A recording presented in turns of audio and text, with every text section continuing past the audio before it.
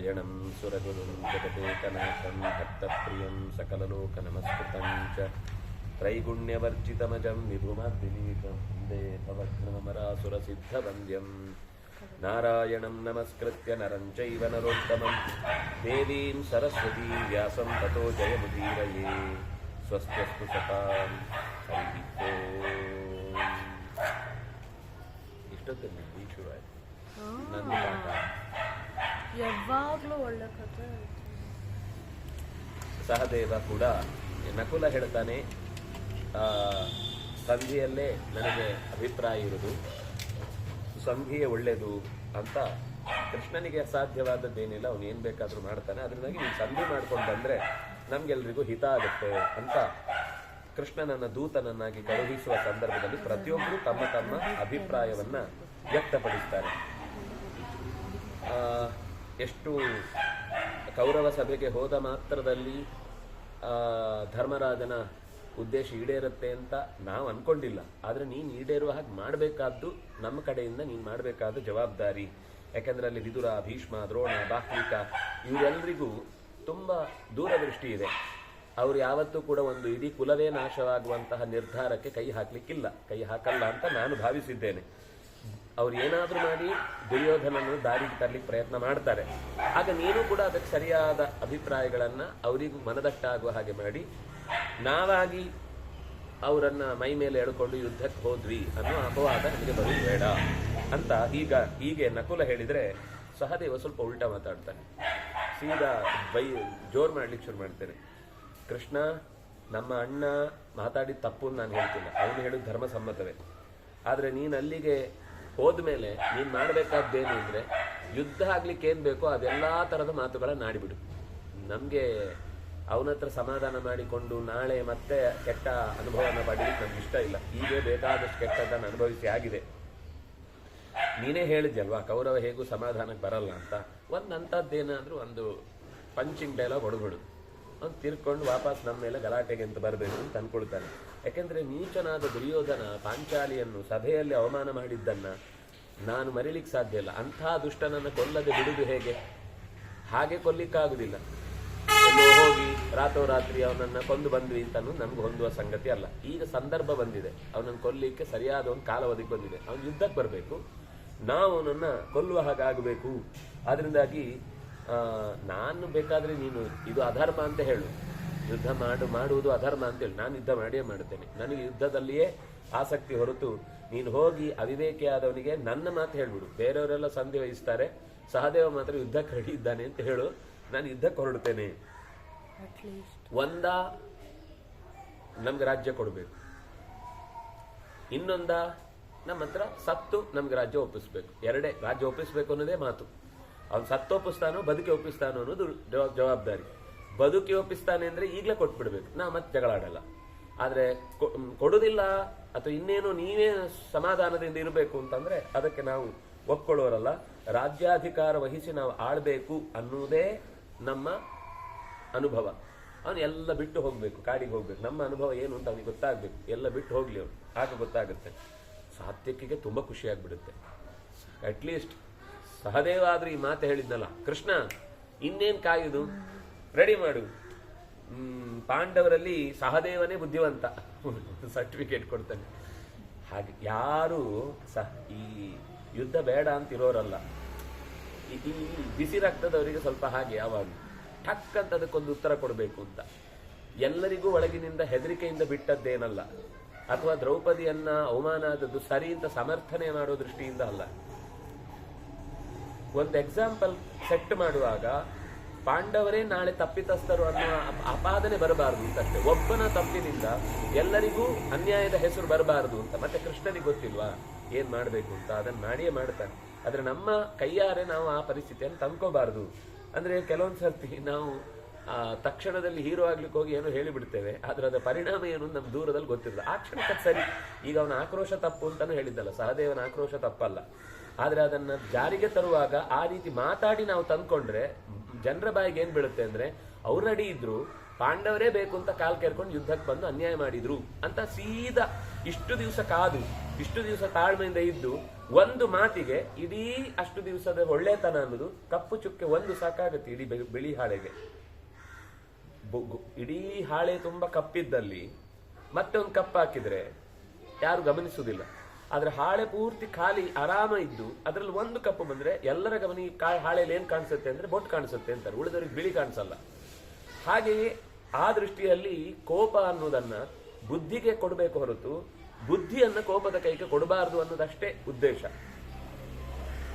ಅವನು ಕೃಷ್ಣನ ಹತ್ರ ಹೇಳ್ತಾನೆ, ನೀನ್ ಎಷ್ಟೆಲ್ಲ ಪಾಂಡವರ ಕುರಿತಾಗಿ ವ್ಯಥೆ ಪಟ್ಟಿದ್ದಿ, ಅಯ್ಯೋ ಅಧಿಕಾರ ಕಳ್ಕೊಂಡು ಕಾಡಿಗೆ ಬಂದ್ಬಿಟ್ರಲ್ವಾ, ನಿಂಗೆ ಅದೆಲ್ಲ ಮರ್ತೋಯ್ತಾ? ಪಾಂಡವರ ಬಗ್ಗೆ ನೀನು ವ್ಯಥೆ ಪಟ್ಟದ್ದು, ನಿನಗೆ ಬೇಸರ ಆಗಿದ್ದು, ನೀನ್ ಯಾಕೆ ಹೀಗಾಯ್ತು ಅಂತ ಅನ್ನೋದನ್ನೆಲ್ಲ ಯೋಚನೆ ಮಾಡಿ ನಮ್ಮ ಹತ್ರ ಹಂಚಿಕೊಂಡದ್ದೆಲ್ಲ ಮರ್ತೋಯ್ತಾ? ಸಹದೇವ ಹೇಳಿದ್ ಸರಿ, ಅದಕ್ಕೆ ನಾವು ಈಗಲೇ ಒಂದೇ ಸರ್ತಿ ಯುದ್ಧಕ್ಕೆ ಹೊರಡುವುದೇ ಸರಿ ಅಂತ. ಆಗ ತನ್ನ ಮಾತು ಮುಗಿಸುವಾಗ ಉಳಿದವರೆಲ್ಲ, ಅವನಿಗೆ ಸಹಾಯಕರಾಗಿದ್ದವರು, ಉಳಿದ ರಾಜರೆಲ್ಲ ಅವನ ಮಾತಿಗೆ ಅನುಮೋದನೆ ಮಾಡುತ್ತಾರೆ. ಒಳಗಿನಿಂದ ಯಾರು ಭೀಮಾರ್ಜುನರಿಗೂ ಖುಷಿನೇ. ಅವ್ರೇನಿದನ್ನ ಅವ್ರು ವಿರೋಧಿಸ್ಲಿಲ್ಲ ನೋಡಿ. ಸಹದೇವ ಹೀಗೆ ಹೇಳು, ನೀನ್ ದೊಡ್ಡವ್ರು ಮಾತಾಡೋ, ಏನ್ ಮಾತಾಡೋದು ಹೇಳಿಲ್ಲ. ಅಟ್ಲೀಸ್ಟ್ ಅವ್ನು ಮಾತಾಡದ ಅಂತ ಅವನಿಗೊಂದು ಸಪೋರ್ಟ್ ಸಿಕ್ತಲ್ಲ ಎಲ್ಲ ಕಡೆಯಿಂದ. ನಮ್ಮ ಅಭಿಪ್ರಾಯವೂ ಅದೇ, ಆದ್ರೆ ನಾವಾಗಿ ಆಡಿ ಆ ಮಾತು ಬಂದಲ್ಲ. ಈಗ ಏನಾಗುತ್ತೆ, ಸಹದೇವ ಮಾತಾಡಿದ್ರು, ಇಲ್ಲ ಧರ್ಮರಾಜ ಭೀಮಾರ್ಜುನ ಯಾವತ್ತೂ ಹಾಗೆ ಮಾತಾಡಿಲ್ಲ, ಆ ಸಹದೇವ ಏನೋ ಮಾತಾಡಿದ ಅಂತ ಆಗುತ್ತೆ. ಅದರಿಂದಾಗಿ ತಮ್ಮ ಕಡೆಯಿಂದ ಒಳಗಿನಿಂದ ಸಪೋರ್ಟ್ ಅನ್ನ ಅವನನ್ನು ವಿರೋಧಿಸದೆ ಒಪ್ಪಿಕೊಂಡ್ರದನ್ನ. ಯುದ್ಧೋತ್ಸಾಹದಿಂದ ಎಲ್ಲರೂ ಸಿಂಹನಾದವನ್ನು ಮಾಡ್ಲಿಕ್ಕೆ ಶುರು ಮಾಡಿದ್ರು. ಈ ಹೊತ್ತಿಗೆ ಸಂಧಿಯ ಪ್ರಸ್ತಾಪವನ್ನು ಮಾತಾಡ್ತಾ ಇರುವ ಸಂದರ್ಭವನ್ನ ದ್ರೌಪದಿ ಎತ್ತಿಕೊಳ್ತಾಳೆ. ಅಲ್ಲಿಗೆ 81ನೇ ಅಧ್ಯಾಯ ಆರಂಭ ಆಗುತ್ತೆ. ಅವಳು ಆಗಲೇ ಅವಳ ಮುಖ ಬಾಡಿ ಹೋಗಿದೆ, ದುಃಖದಿಂದ ಪರಿತಪ್ತವಾದ ಸ್ಥಿತಿಯಲ್ಲಿ ಏನೂ ಹೇಳಲಿಕ್ಕಾಗದೆ ಒದ್ದಾಡ್ತಾ ಇದ್ದಾಳೆ. ದ್ರುಪದ ರಾಜನ ಮಗಳವಳು, ಪಾಂಚಾಲಿ ಅಂತ ದೇಶದಿಂದ ಬಂದ ಹೆಸರು. ಕ್ಷತ್ರಿಯ ಗುಣ ಅನ್ನೋದು ಅವಳಲ್ಲಿ ತುಂಬಿ ತೊಳುಕ್ತಾ ಇತ್ತು. ಅಷ್ಟು ಹೊತ್ತು ಏನು ಮಾತಾಡ್ತಿರ್ಲಿಲ್ಲ, ಸುಮ್ಮನೆ ಎಲ್ಲರ ಮಾತನ್ನ ಕೇಳಿಸಿಕೊಳ್ತಾ ಇದ್ಲು. ಅವಳ ಜಡೆ ಹಾಕದೆ ಹಾಗೆ ಇಳಿಬಿಟ್ಟಿದ್ದ ಕೂದಲನ್ನ ಸಾವರಿಸಿಕೊಂಡು ಮುಂದಕ್ಕೆ ಬಂದ್ಲು. ಸಹದೇವ ಮತ್ತು ಸಾತ್ವಿಕೆ ಹೇಳಿದ ಮಾತು ಅತ್ಯಂತ ಅವಳಿಗೆ ಖುಷಿ ಆಯಿತು, ಮನಸ್ಸಿನಲ್ಲಿ ತುಂಬಾ ಸಮಾಧಾನ ಆಯಿತು. ಆದ್ರೆ ಈ ಮಾತು ಅವಳು ಭೀಮನಿಂದ ನಿರೀಕ್ಷೆ ಮಾಡಿದ್ಲು. ಆದ್ರೆ ಭೀಮ ಧರ್ಮಾರ್ಥವಾದ ಮಾತುಗಳನ್ನಾಡಿದ್ರಿಂದ ಅವಳ ದುಃಖ ಹೆಚ್ಚಿತು, ಕಣ್ಣಲ್ಲಿ ನೀರು ತುಂಬಿತ್ತು. ಆ ಕುರುಳು ಕೂದಲನ್ನ ಮುಂದಕ್ಕೆ ತಂದುಕೊಂಡು ಕೃಷ್ಣನಿಗೆ ನಮಸ್ಕಾರ ಮಾಡುವಾಗ ಆ ಕಣ್ಣಿನ ಹನಿ ಅವನ ಕೃಷ್ಣನ ಪಾದಕ್ಕೆ ಬಿದ್ದಾಗ ಕೃಷ್ಣನನ್ನು ನೋಡಿ ಕಣ್ಣಲ್ಲಿ ತುಂಬಾ ನೀರು ತುಂಬಿದೆ. ಧರ್ಮಜ್ಞ ಅಂತ ಸಂಬೋಧನೆ ಮಾಡ್ತಾಳೆ. ಹೇ ಮಧುಸೂದನ, ನೀನು ತಿಳಿದವನು, ನಾವೇನು ಹೇಳಬೇಕಾಗಿಲ್ಲ. ನಮ್ಮ ಕಷ್ಟಗಳು ಏನು ಅಂತ ನಾವು ಹೇಳೋದಕ್ಕಿಂತ ಹೆಚ್ಚು ನಿನಗೆ ಗೊತ್ತಿದೆ, ನಾವು ಹೇಳೋದಕ್ಕಿಂತ ಹೆಚ್ಚು ನಮ್ಮ ಬಗ್ಗೆ ನಿನಗೆ ಗೊತ್ತಿದೆ. ಧೃತರಾಷ್ಟ್ರ ನಮ್ಮ ಮನೆಗೆ ಸಂಜಯನನ್ನು ಕಳುಹಿಸುವಾಗ ಏನ್ ಹೇಳ್ದ ಅನ್ನೋದು ನೀನು ಕಿವಿಯಾರ ಕೇಳಿದ್ದಿ. ನೀವೇ ಹೇಗೂ ನನ್ನ ಮಾತು ಕೇಳೋರು, ಕಾಡಿಗೆ ಹೋಗ್ಬಿಡಿ ಅಂತ ಈ ಮಾತು ಕೇಳಿದ್ದು ನಿನಗೆ ನೆನಪಿದೆ. ಆದ್ರಿಂದಾಗಿ ಹೇಗೆ ಅವ್ರಿಗೆ ಮನಸ್ಸು ಬರುತ್ತೆ ಇಂಥ ಮಾತುಗಳನ್ನಾಡ್ಲಿಕ್ಕೆ? ತಮ್ಮ ಮಕ್ಕಳಲ್ಲೇ ನಾವು ಒಬ್ರು. ಇವರೆಲ್ಲ ಎಷ್ಟು ಧೃತರಾಷ್ಟ್ರನನ್ನು ಗೌರವಿಸ್ತಾರೆ ಅಂದ್ರೆ, ಆ ಸ್ಥಾನದಲ್ಲಿ ಇಟ್ಟು ಒಬ್ಬ ವ್ಯಕ್ತಿ ಗೌರವ ಪಡಿಬೇಕು ಅಂದ್ರೆ ಅದಕ್ಕಷ್ಟು ಅವನಲ್ಲಿ ಮಹತ್ವ ಇರಬೇಕು. ಇವರು ಆ ಮಹತ್ವ ಕೊಟ್ಟು ಅವನನ್ನು ಗೌರವಿಸ್ತಾರೆ. ಆದ್ರೆ ಅದಕ್ಕೆ ಪ್ರತಿಯಾಗಿ ಅವನ ಕಡೆಯಿಂದ ಬಂದ ಸಂದೇಶ ಅದು ನಿನಗೂ ಸ್ಪಷ್ಟ ಗೊತ್ತಿದೆ. ಅದು ರಹಸ್ಯವಾಗಿ ಮಾತಾಡಿ ಕಳಿಸಿದ್ದು. ಆದ್ರೆ ನಿನ್ನಲ್ಲಿ ಏನು ರಹಸ್ಯ ಉಳಿದಿಲ್ಲ. ಕೊನೆಗೆ ನಾವೇನ್ ಮಾಡಿದ್ವಿ? ಅವಿಸ್ಥಲ, ವೃಕಸ್ಥಲ, ಮಾಕಂದಿ, ವಾರಣಾವತ, ಇನ್ಯಾವುದಾದ್ರೂ ಒಂದು ಗ್ರಾಮ, ಇದನ್ನಾದ್ರೂ ಕೊಡಿ, ಕಿಂಚಿತ್ ಧರ್ಮವನ್ನಾದ್ರೂ ನಾವು ಪಾಲಿಸ್ಲಿಕ್ಕಾಗತ್ತೆ ಅನ್ನುವ ಇಷ್ಟನ್ನ ಧರ್ಮರಾಜ ಕೇಳಿದ. ಕೊನೆಗೆ ಆ ದೈನ್ಯದ ಮಾತನ್ನ ಧರ್ಮರಾಜ ಆಡಿದ್ದನ್ನ ಕೇಳಿದ್ವಿ. ನನಗೆ ಯಾಕೋ ಈ ದೈನ್ಯವೂ ಸರಿ ಇಲ್ಲ ಅನಿಸ್ತಿದೆ. ಏನ್ ಅವನ ಹತ್ರ ಹೋಗಿ ಬೇಡುದು? 5 ಗ್ರಾಮ ಕೊಡಿ ಅಂತ ಕೇಳುವಂತಹ ದಾರಿದ್ರ್ಯ ನಮ್ಗೇನ್ ಬಂದಿದೆ? ಬೇಜಾರೇನಾಗಿದೆ? ಅಥವಾ ಅಂಥ ಒಂದು ದುಸ್ಥಿತಿ ಏನು ಬಂದಿದೆ? ದುರ್ಯೋಧನನ ಮಂತ್ರಿಗಳಿಗೂ ಈ ವಿಷಯ ಮುಟ್ಟಿಸಿ ಆಗಿದೆ. ಯಾಕೆ? ಅವ್ರು ಯಾರಿಗೂ ಬುದ್ಧಿ ಇಲ್ವಾ? ಪಾಂಡವರ ಸಂಪತ್ತನ್ನು ಅವರಿಗೆ ವಾಪಸ್ ಒದಗಿಸಬೇಕು ಅಂತ ಒಂದು ಮಾತು ದುರ್ಯೋಧನನಿಗೆ ಹೇಳಿ ಕೊಡಿಸುವಷ್ಟು ಅವರಿಗೆ ಶಕ್ತಿ ಇಲ್ವಾ? ಇಷ್ಟು ಮೆದುವಾಗಿ ಹೇಳಿ ಕಳಿಸಿದಾಗ್ಲೂ ಅವನ ಪ್ರತಿಕ್ರಿಯೆ ಇಷ್ಟು ನಿಸ್ಸಾರವಾಗಿದ್ದಾಗ, ಅವನಿಗೆ ಅಭಿಪ್ರಾಯ ಇಲ್ಲ ಅಂತ ಸ್ಪಷ್ಟವಾಗಿ ಗೊತ್ತಾದಾಗ ನಾವು ಸಂಧಿಗೆ ಹೋಗುವುದೇ ತಪ್ಪು. ಇನ್ನು ಸಂಧಿಗೆ ಹೋಗುದಲ್ಲ, ಸೀದಾ ಯುದ್ಧಕ್ಕೆ ಹೋಗುದು, ಯುದ್ಧಾನುಸಂಧಾನವೇ ಮಾಡುದು. ಅದರಲ್ಲಿ ಅವನ ಹತ್ರ ಇನ್ನೂ ಒಂದ್ಸತಿ ಟ್ರೈ ಮಾಡುದು, ಈಗಾದ್ರೂ ನಾಳೆ ಆದ್ರೂ ನಾಳೆದಾದ್ರೂ ಸರಿ ಹೋಗ್ತಾನೆ ಅಂತ ಕಾಯುವುದು, ಇದೆಲ್ಲ ಚೇಳಿಗೆ ಯಾವತ್ತಿದ್ರು ಕೂಡ ಕುಟುಕುದೇ ಬುದ್ಧಿ. ನೀವು 10 ದಿವಸ ಬಿಟ್ಟು ಬಂದ್ರು ಕೈ ಇಟ್ಟು ಕುಟುಕುದೇ ಅದರ ಸ್ವಭಾವ. ಅದನ್ನ ನೀವು ಉಳಿಸಿ ಏನು ಮಾಡ್ಲಿಕ್ಕಿಲ್ಲ. ಹಾಗಾಗಿ ಶತ್ರು ಸೈನ್ಯ ಎಷ್ಟೇ ಘೋರವಾಗಿರ್ಲಿ, ಪಾಂಡವರು ಸಂಜಯರು ಒಟ್ಟಾಗಿಲ್ವಾ? ಸಂಜಯರು ಅಂದ್ರೆ ಈ ದ್ರುಪದನ ಸೈನ್ಯ, ದ್ರುಪದನ ಮನೆತನದ ಸೈನ್ಯ, ವಿರಾಟನ ಸೈನ್ಯ ಎಲ್ಲ ಒಂದಾಗಿದೆ. ಇಷ್ಟು ಸೈನ್ಯ ಇಲ್ವಾ ನಮ್ಗೆ? ಹಾಗಾಗಿ ಸಾಮ ದಾನ ಭೇದ ಇದು ಮೂರಕ್ಕೂ ಬಗ್ಗೋರಲ್ಲ ಅವರು. ಕೊನೆಯ ಉಪಾಯ ದಂಡ. ದಂಡ ಅಂದ್ರೆ ಹೊಡೆದೇ ಬುದ್ಧಿ ಕಲಿಸಬೇಕಾದದ್ದು ಅವರಿಗೆ. ಹಾಗಾಗಿ ಹೊಡೆದು ಬುದ್ಧಿ ಕಲಿಸಬೇಕಾದಂತಹ ಕ್ರಿಯೆಯಿಂದಲೇನೆ ನಾವು ಅವರನ್ನ ಬಾಧಿಸಬೇಕ ಹೊರತು ಅವರನ್ನು ಇನ್ನೂ ಸಮಾಧಾನದಿಂದ ನಾವು ಹೇಳಿದ್ ಕೇಳ್ತಾನ ನೋಡುವ, ಅಥವಾ ಏನಾದ್ರೂ ಕೊಟ್ಟು ಅವನನ್ನು ಸಮಾಧಾನ ಪಡಿಸುವ, ಅಥವಾ ಅವರ ವಿರುದ್ಧ ಇದ್ದವರನ್ನು ಎತ್ತಿ ಕಟ್ಟುವ, ಇದು ಯಾವುದು ನಡೆಯಲ್ಲ. ಈಗೇನಿದ್ರು ದಂಡೋಪಾಯವೇ. ಯಾಕೆಂದ್ರೆ ಕ್ಷತ್ರಿಯರಿಗೆ ಧರ್ಮ ಅದು ದಂಡೋಪಾಯ ಮಾಡುವುದು ಅಂತ ಅನ್ನೋದು, ಅಧರ್ಮ ಅಲ್ಲ. ಯಾರ ಮೇಲೆ ದಂಡೋಪಾಯ ಮಾಡಬಾರ್ದು? ಯಾರು ಶಸ್ತ್ರವನ್ನ ಕೈಯಲ್ಲಿ ಹಿಡಿಯುವುದಿಲ್ವೋ ಅಂತಹ ಋತ್ವಿಜರ ಮೇಲೆ ನಾವು ದಂಡೋಪಾಯ ಮಾಡ್ಲಿಕ್ಕಿಲ್ಲ. ತಪ್ಪಿತಸ್ಥರಾದ್ರೆ ತಪ್ಪಿತಸ್ಥನಿಗೆ ಶಿಕ್ಷೆ ಬೇರೆ ಇದೆ, ಆದ್ರೆ ಅವರನ್ನ ಯುದ್ಧ ಮಾಡಿ ನಿಗ್ರಹಿಸುವುದಲ್ಲ. ಅವರ ಮೇಲೆ ಯುದ್ಧ ಮಾಡುವ ಕ್ರಮ ಬೇರೆ ಇದೆ. ಈಗ ಅಶ್ವತ್ಥಾಮನ ಮೇಲೆ ಯುದ್ಧ ಮಾಡಿದ ಕ್ರಮ ಬೇರೆ. ಅಶ್ವತ್ಥಾಮ ಬಿಡಿ, ಅವನು ಕೌರವರ ಜೊತೆಗೆ ಸೇರಿ ಯುದ್ಧಕ್ಕೆ ಬಂದ, ಅದರಿಂದಾಗಿ ಕೊನೆಗೆ ವೇದವ್ಯಾಸರವರ ಮೇಲೆ ಸಿಟ್ಟು ಮಾಡಿಕೊಂಡ್ರು, ಎಲ್ಲ ಬೇರೆ. ಆದ್ರೆ ಸಹಜವಾಗಿ ಅವನ ಮೇಲೆ ಯುದ್ಧ ಮಾಡುವುದಿಲ್ಲ. ಅವನನ್ನ ಏನು ಅಂದ್ರೆ ಆಸ್ತಿಯನ್ನ ಅಪಹರಿಸಿ ಅವನನ್ನ ನಿರ್ಗತಿಕನನ್ನಾಗಿ ಬಹಿಷ್ಕೃತನನ್ನಾಗಿಸುವುದು ಅಥವಾ ಅವನ ಸ್ಥಾನಮಾನವನ್ನು ಕಿತ್ತುಕೊಳ್ಳುವುದು, ಇದು ಅವನಿಗೆ ದಂಡೋಪಾಯ. ಆದ್ರೆ ಇಲ್ಲಿ ಕ್ಷತ್ರಿಯನಾದಂತಹ ದುರ್ಯೋಧನನಿಗೆ ಕ್ಷಮೆ ಕೊಡ್ಲಿಕ್ಕೆ ಯಾವುದೇ ರೀತಿಯಾದ ಒಂದು ಸಣ್ಣ ಅವಕಾಶವೂ ಇಲ್ಲ. ಸಮಸ್ತ ರಾಜಕುಲಕ್ಕೆ ಇದರಿಂದ ಕ್ಷೇಮ ಆಗುತ್ತೆ. ಅವನನ್ನ ಸರಿಯಾಗಿ ದಂಡಿಸಿದ್ರೆ ಆಗ ಜನಗಳೆಲ್ಲ ಎಷ್ಟೆಲ್ಲ ಅವನ ಬಗ್ಗೆ ಬೇಸರ ಪಟ್ಟಿದ್ದಾರೆ, ದೂರ ಹೇಳುತ್ತಿದ್ದಾರೆ, ಇದಕ್ಕೆಲ್ಲದಕ್ಕೂ ನಾವು ಉತ್ತರವನ್ನು ಕೊಟ್ಟ ಹಾಗಾಗುತ್ತೆ. ಹಾಗಾಗಿ ಒಂದು ವೇಳೆ ವಧ್ಯನಲ್ಲದವನನ್ನ ಕೊಂದ್ರೆ ಎಷ್ಟು ಪಾಪ ಇದೆಯೋ, ವಧ್ಯನಾದವನನ್ನ ಉಳಿಸಿದ್ರು ಅಷ್ಟೇ ಪಾಪ ಇದೆ. ನಮ್ಮಲ್ಲಿ ಸಾಮಾನ್ಯ ಒಂದು ಮಾತಿದೆ, ನೀವು 10 ಅಪರಾಧಿಗಳನ್ನು ಬಿಟ್ಟರು ತೊಂದರೆ ಇಲ್ಲ, ಒಬ್ಬ ನಿರಪರಾಧಿಯನ್ನ ಶಿಕ್ಷಿಸಬಾರದು. ಇದು ಮಾತು ಸರಿ. ಆದ್ರೆ ಆ ಅಪರಾಧಿಯನ್ನ ಬಿಡುವುದರಿಂದ ಮತ್ತಷ್ಟು ಅಪರಾಧ ಆಗತ್ತೆ ಎಂದು ನಮ್ಮ ನಿಶ್ಚಯ ಇದ್ದಾಗ ಆಗ ಅಪರಾಧಿಯನ್ನ ಉಳಿಸುವ ಮಾತಾಡುವುದು ತಪ್ಪು. ಆಗ ನಿಗ್ರಹಿಸಲೇಬೇಕು. ಯಾಕೆಂದ್ರೆ ಈಗ ಇವನು ಉಳಿದ್ರೆ ಇನ್ನಷ್ಟು ಜನರನ್ನ ಅಪರಾಧಿಗಳನ್ನಾಗಿ ಮಾಡಿ ಅವರ ಕೈಯಿಂದಲೂ ಅನರ್ಥಗಳನ್ನು ಮಾಡಿಸ್ತಾನೆ ದುರ್ಯೋಧನ. ಅದರಿಂದಾಗಿ ಇವನನ್ನು ಉಳಿಸುವುದರಲ್ಲಿ ಯಾವ ಅರ್ಥವೂ ಇಲ್ಲ. ತಕ್ಷಣವೇ ನಾವೆಲ್ಲ ಈಗ ಸೈನ್ಯ ತೆಗೆದುಕೊಂಡು ಹೋಗಿ ಕೌರವರ ಮೇಲೆ ಯುದ್ಧ ಮಾಡಿ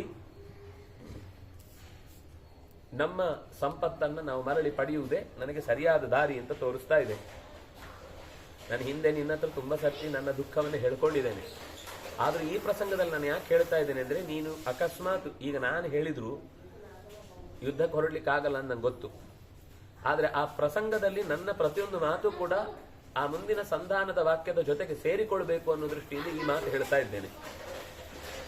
ನಾನು ನಿಜವಾಗಿ ದ್ರುಪದನ ತಪಸ್ಸಿನ ಬಲದಿಂದ ಹುಟ್ಟಿದವಳು, ಅವನ ಪ್ರಾರ್ಥನೆ, ಅವನ ಯಜ್ಞದ ಫಲವಾಗಿ ಹುಟ್ಟಿದವಳು. ನಾನು ಬೆಂಕಿಯ ಮಧ್ಯದಿಂದ ಹುಟ್ಟಿ ಬಂದವಳಾದ್ರಿಂದಾಗಿ ನನಗೆ ಯಾರಿಗೂ ಸರೆಂಡರ್ ಆಗಿ ಅಭ್ಯಾಸ ಇಲ್ಲ. ನಾನು ಅಗ್ನಿಯ ಹಾಗೆ, ಅದು ಆರಿ ಮತ್ತೆ ಹತ್ತುವುದು ಅನ್ನೋದು ಗೊತ್ತಿಲ್ಲದ ಸಂಗತಿ.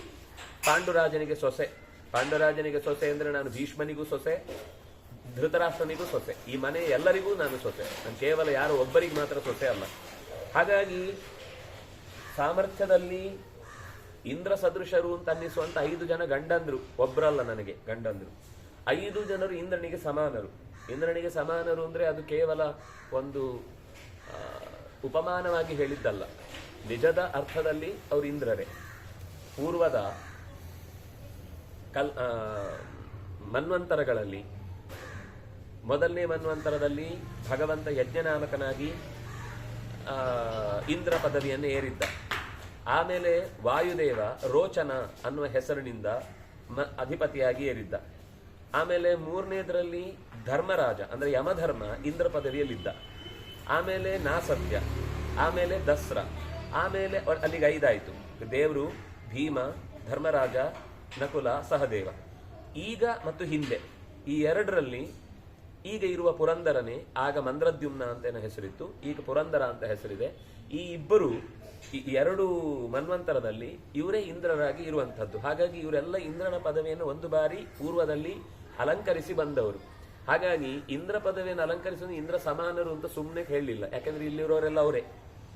ಧರ್ಮರಾಜ, ಭೀಮಸೇನ, ನಕುಲ, ಸಹದೇವ, ಅರ್ಜುನ ಎಲ್ಲರೂ ಕೂಡ ಇಂದ್ರ ಸ್ಥಾನದಲ್ಲಿ ಇರುವವರೇ. ಆದ್ರೆ ಇವರಿದ್ದು ಏನು ಉಪಯೋಗ ಆಯಿತು? ಕೈ ಕಟ್ಟಿ ಹಾಕಿತ್ತವರು, ಬೇರೆ ಪ್ರಶ್ನೆ. ಅವರು ತಮ್ಮ ಮಿತಿಯನ್ನು ಮೀರ್ಲಿಕ್ಕೆ ಆಗ್ತಿಲ್ಲ ಅನ್ನೋದು ಸತ್ಯ. ನಾನು ಆದ್ರೆ ಹುಲು ಮಾನವರನ್ನು ಯಾರನ್ನು ಕೇಳಬಾರ್ದು. ಕೇಳಿದ್ರೆ ನನ್ನ ಗಂಡಂದ್ರನ್ನು ಕೇಳಬೇಕಿತ್ತು. ಆದ್ರೆ ಅವರು ಕಟ್ಟಿ ಹಾಕಲ್ಪಟ್ಟಿದ್ದಾರೆ. ಕೇಳಬೇಕಾದದ್ದು ಇನ್ನೂ ನನ್ನನ್ನ ಸೊಸೆ ಅಂತ ಪರಿಗ್ರಹಿಸಬೇಕಾದದ್ದು ಭೀಷ್ಮ ಮತ್ತು ಧೃತರಾಷ್ಟ್ರ. ಆದ್ರೆ ಆ ಹುಲು ಮಾನವರನ್ನ ಕೇಳಿ ನನಗೇನು ಉಪಯೋಗ ಇಲ್ಲ ಅಂತ ನಾನು ನಿನ್ನನ್ನೇ ಕೇಳಿದೆ. ನೀನೇ ನನಗೆ ರಕ್ಷಣೆ ಕೊಡಬೇಕು ಗೋವಿಂದ, ಆ ಕೃಷ್ಣ ದ್ವಾರಕಾವಾಸಿನ್ ಅಂತ ಅಡ್ರೆಸ್ ಸಮೇತ ಕರೆದಿದ್ದೇನೆ. ನೀನು ಎಷ್ಟು ವಿಚಿತ್ರ ಅಂದ್ರೆ ನಿನ್ನ ಗುಣ. ನೀನಲ್ಲಿ ಸೌಭಸಾಲ್ವನ ಜೊತೆಗೆ ಯುದ್ಧದಲ್ಲಿದ್ದಿ, ಆ ಆಕಾಶ ಮಾರ್ಗದಲ್ಲಿ ಯುದ್ಧ ಮಾಡ್ತಾ ಇದ್ದಿ ನೀನು. ಅಂತ ಯುದ್ಧದ ಮಧ್ಯದಲ್ಲೂ ನಮ್ಗಾದ್ರೆ ಯಾರಾದ್ರೂ ಒಂದು ಕೆಲಸ ಮಾಡ್ತಾ ಇರ್ಬೇಕಾದ್ರೆ ಮಧ್ಯದಲ್ಲಿ ಇನ್ನೊಂದು ಕೆಲಸ ಇದ್ರಿ, ಇದೇ ಕೆಲಸ ಕೈ ಕಟ್ಟಿ ಹೋಗ್ತಾ ಇದೆ, ಅದರ ಮಧ್ಯದಲ್ಲಿ ನಿಂದೊಂದು ಬೇರೆ ಉಪದ್ರ ಅಂತ ನಾವು ಬೈತಿದ್ವಿ. ಆದ್ರೆ ನಿನ್ನ ಕರುಣೆ ಎಷ್ಟು ದೊಡ್ಡದು ಅಂದ್ರೆ ಅಂತಹ ದುಸ್ಥಿತಿಯಲ್ಲೂ ಕೂಡ ನನ್ನ ಕಡೆಗೂ ಒಂದು ಗಮನ ಕೊಡುವ ರೀತಿಯಲ್ಲಿ ನನ್ನ ಬಟ್ಟೆಯನ್ನ ಅಕ್ಷಯಾಂಬರವನ್ನಾಗಿಸಿ ನನ್ನ ಮರ್ಯಾದೆ ಹೋಗದಂತೆ ಆ ಸಭೆಯಲ್ಲಿ ನೀನು ಕಾಪಾಡಿದೆ. ಹಾಗಾಗಿ ಆದ್ರೆ ಆಗ ಆದ ಅವಮಾನಕ್ಕೆ ಬದುಕ್ಲಿಕ್ಕೆ ಸಾಧ್ಯ ಇರಲಿಲ್ಲ. ಬೇರೆಯವರಿಗೆ ಯಾರಿಗೆ ಆದ್ರೂ ಕೂಡ ಜೀವಂತ ಉಳಿಲಿಕ್ಕೆ ಸಾಧ್ಯ ಇರಲಿಲ್ಲ. ಆದ್ರೆ ಆ 13 ವರ್ಷ ನಾನು ಇನ್ನೂ ಜೀವಂತವಾಗಿ ಉಳಿದಿದ್ದೇನೆ ಅಂತಂದ್ರೆ ಇವರು ಮಾಡಿದ ಪ್ರತಿಜ್ಞೆ. ನಾನು ಕೌರವನನ್ನ ತೊಡೆ ಮುರಿದು ಹತ್ಯೆ ಮಾಡುತ್ತೇನೆ ಅಂತ ಭೀಮಸೇನ ಹೇಳಿಕೊಂಡ. ಕರ್ಣಂ ಹಂತ ಧನಂಜಯ ಕರ್ಣನನ್ನ ಸಂಹಾರ ಮಾಡುತ್ತಾನೆ, ಶಕುನಿಯನ್ನ ಧರ್ಮರಾಜ ಕೊಲ್ತಾನೆ ಅಂತ ಹೀಗೆ ಅಲ್ಲ ಸಹದೇವ ಇವನು ಯಾರು ಧರ್ಮರಾಜ ಯಾರನ್ನು ಕೊಲ್ತಾನೆ? ಶಲ್ಯನನ್ನು ಕೊಲ್ತಾನೆ ಅಂತ ಹೀಗೆ ಒಂದೊಂದು ಮಾತುಗಳಲ್ಲಿ ಆಡಿದ ಪರಿಣಾಮವಾಗಿ ನಾನು ಅವತ್ತು ಸಹಿಸಿಕೊಂಡು ಇವತ್ತಿನವರೆಗೆ ಕಾಯ್ತಾ ಇದ್ದೇನೆ. ನನ್ಗೆ ಕಾಡಿನಲ್ಲಿ ದೊಡ್ಡವ್ರ ಜೊತೆಗೆ ಇದ್ದದ್ರಿಂದ ಕಷ್ಟ ಇರಲಿಲ್ಲ. ಆದ್ರೆ ಅದು ನಮಗೆ ಇಷ್ಟ ಆಗಿರ್ಲಿಲ್ಲ ಕಾಡಲ್ಲಿರುವುದು. ಯಾಕಂದ್ರೆ ನಾವು ಕ್ಷತ್ರಿಯರಾಗಿ 10 ಜನಕ್ಕೆ ಅನ್ನ ಆಹಾರ ಕೊಟ್ಟು ಅವರನ್ನ ಆಶ್ರಯದಲ್ಲಿ ಇಟ್ಟು ನಾವು ಸಾಕಬೇಕು ಅಂತ ಬಯಸುವಂತಹ ಮಂದಿ. ಕೈ ಕಟ್ಟಿ ಹಾಕಿದ ಹಾಗೆ ಹೋಗಿ ಅಂತ ಹೇಳಿದ್ರೆ ದೇವ್ರ ದಯೆಯಿಂದ ಅಕ್ಷಯ ಪಾತ್ರೆ ಇತ್ತು, 88,000 ಜನ ನಿತ್ಯ ಊಟ ಮಾಡ್ತಿದ್ರು, ಪಾಠ ಕೇಳ್ತಿದ್ರು, ಅದೊಂದು ಬೇರೆ.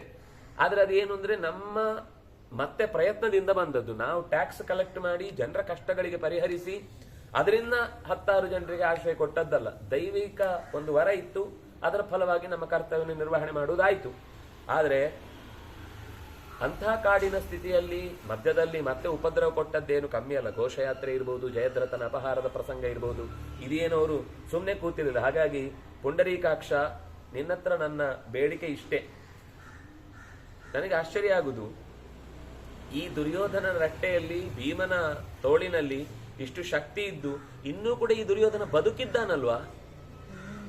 ಹೇಗ್ ಬದುಕ್ಲಿಕ್ಕೆ ಸಾಧ್ಯ ಆಯ್ತು ಅವರಿಗೆ? ಹೇಗ್ ಬದುಕ್ತಾರ ಅವ್ರು? ಇವರಾದ್ರೂ ಅವರನ್ನು ಬದುಕಿದ್ದು ಉಸಿರಾಡ ನೋಡ್ಕೊಂಡು ಹೇಗೆ ಇದ್ದಾರೆ?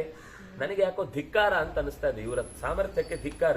ಇದು ನೋಡಿ, ಅದು ಕೃಷ್ಣನ ಹತ್ರ ಮಾತ್ರ ಹೇಳ್ಬೋದು, ಬೇರೆ ಯಾರ ಹತ್ರನೂ ಹೇಳಲ್ಲ ಅವರು. ಯಾಕೆಂದ್ರೆ ನಮ್ಮೊಳಗೆ ನಾವು ಎಷ್ಟು ಬೇಕಾದ್ರೂ ಜಗಳ ಆಡೋಣ, ಅದನ್ನು ನಾವು ಎಲ್ಲರ ಮುಂದೆ ಮಾತಾಡೋದು ಸರಿಯಲ್ಲ. ಯಾಕೆಂದ್ರೆ ಇದರಿಂದ ಅವರನ್ನು ಅವಮರ್ಯಾದೆ ಮಾಡಬೇಕು ಅಂತ ಅನ್ಸ್ಲಿಲ್ಲ. ಆದ್ರೆ ಆ ಸಾಮರ್ಥ್ಯ ಸಮಯಕ್ಕೆ ಸರಿಯಾಗಿ ಬರ್ಲಿಲ್ಲ ಅನ್ನೋದು ನನ್ನ ಆಕ್ಷೇಪ.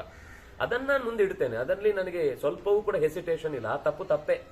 ಆದ್ರೆ ಅದು ನಿನ್ನ ಹತ್ರ ಹೇಳ್ತೇನೆ. ಯಾಕೆಂದ್ರೆ ನಿನಗೆ ಅವ್ರ ಬಗ್ಗೆನೂ ಗೊತ್ತಿದೆ, ನನ್ನ ಬಗ್ಗೆನೂ ಗೊತ್ತಿದೆ. ನಾವು ಜಗಳ ಆಡ್ತಾ ಇಲ್ಲ ಅಂತ ಗೊತ್ತು ನಿನಗೆ.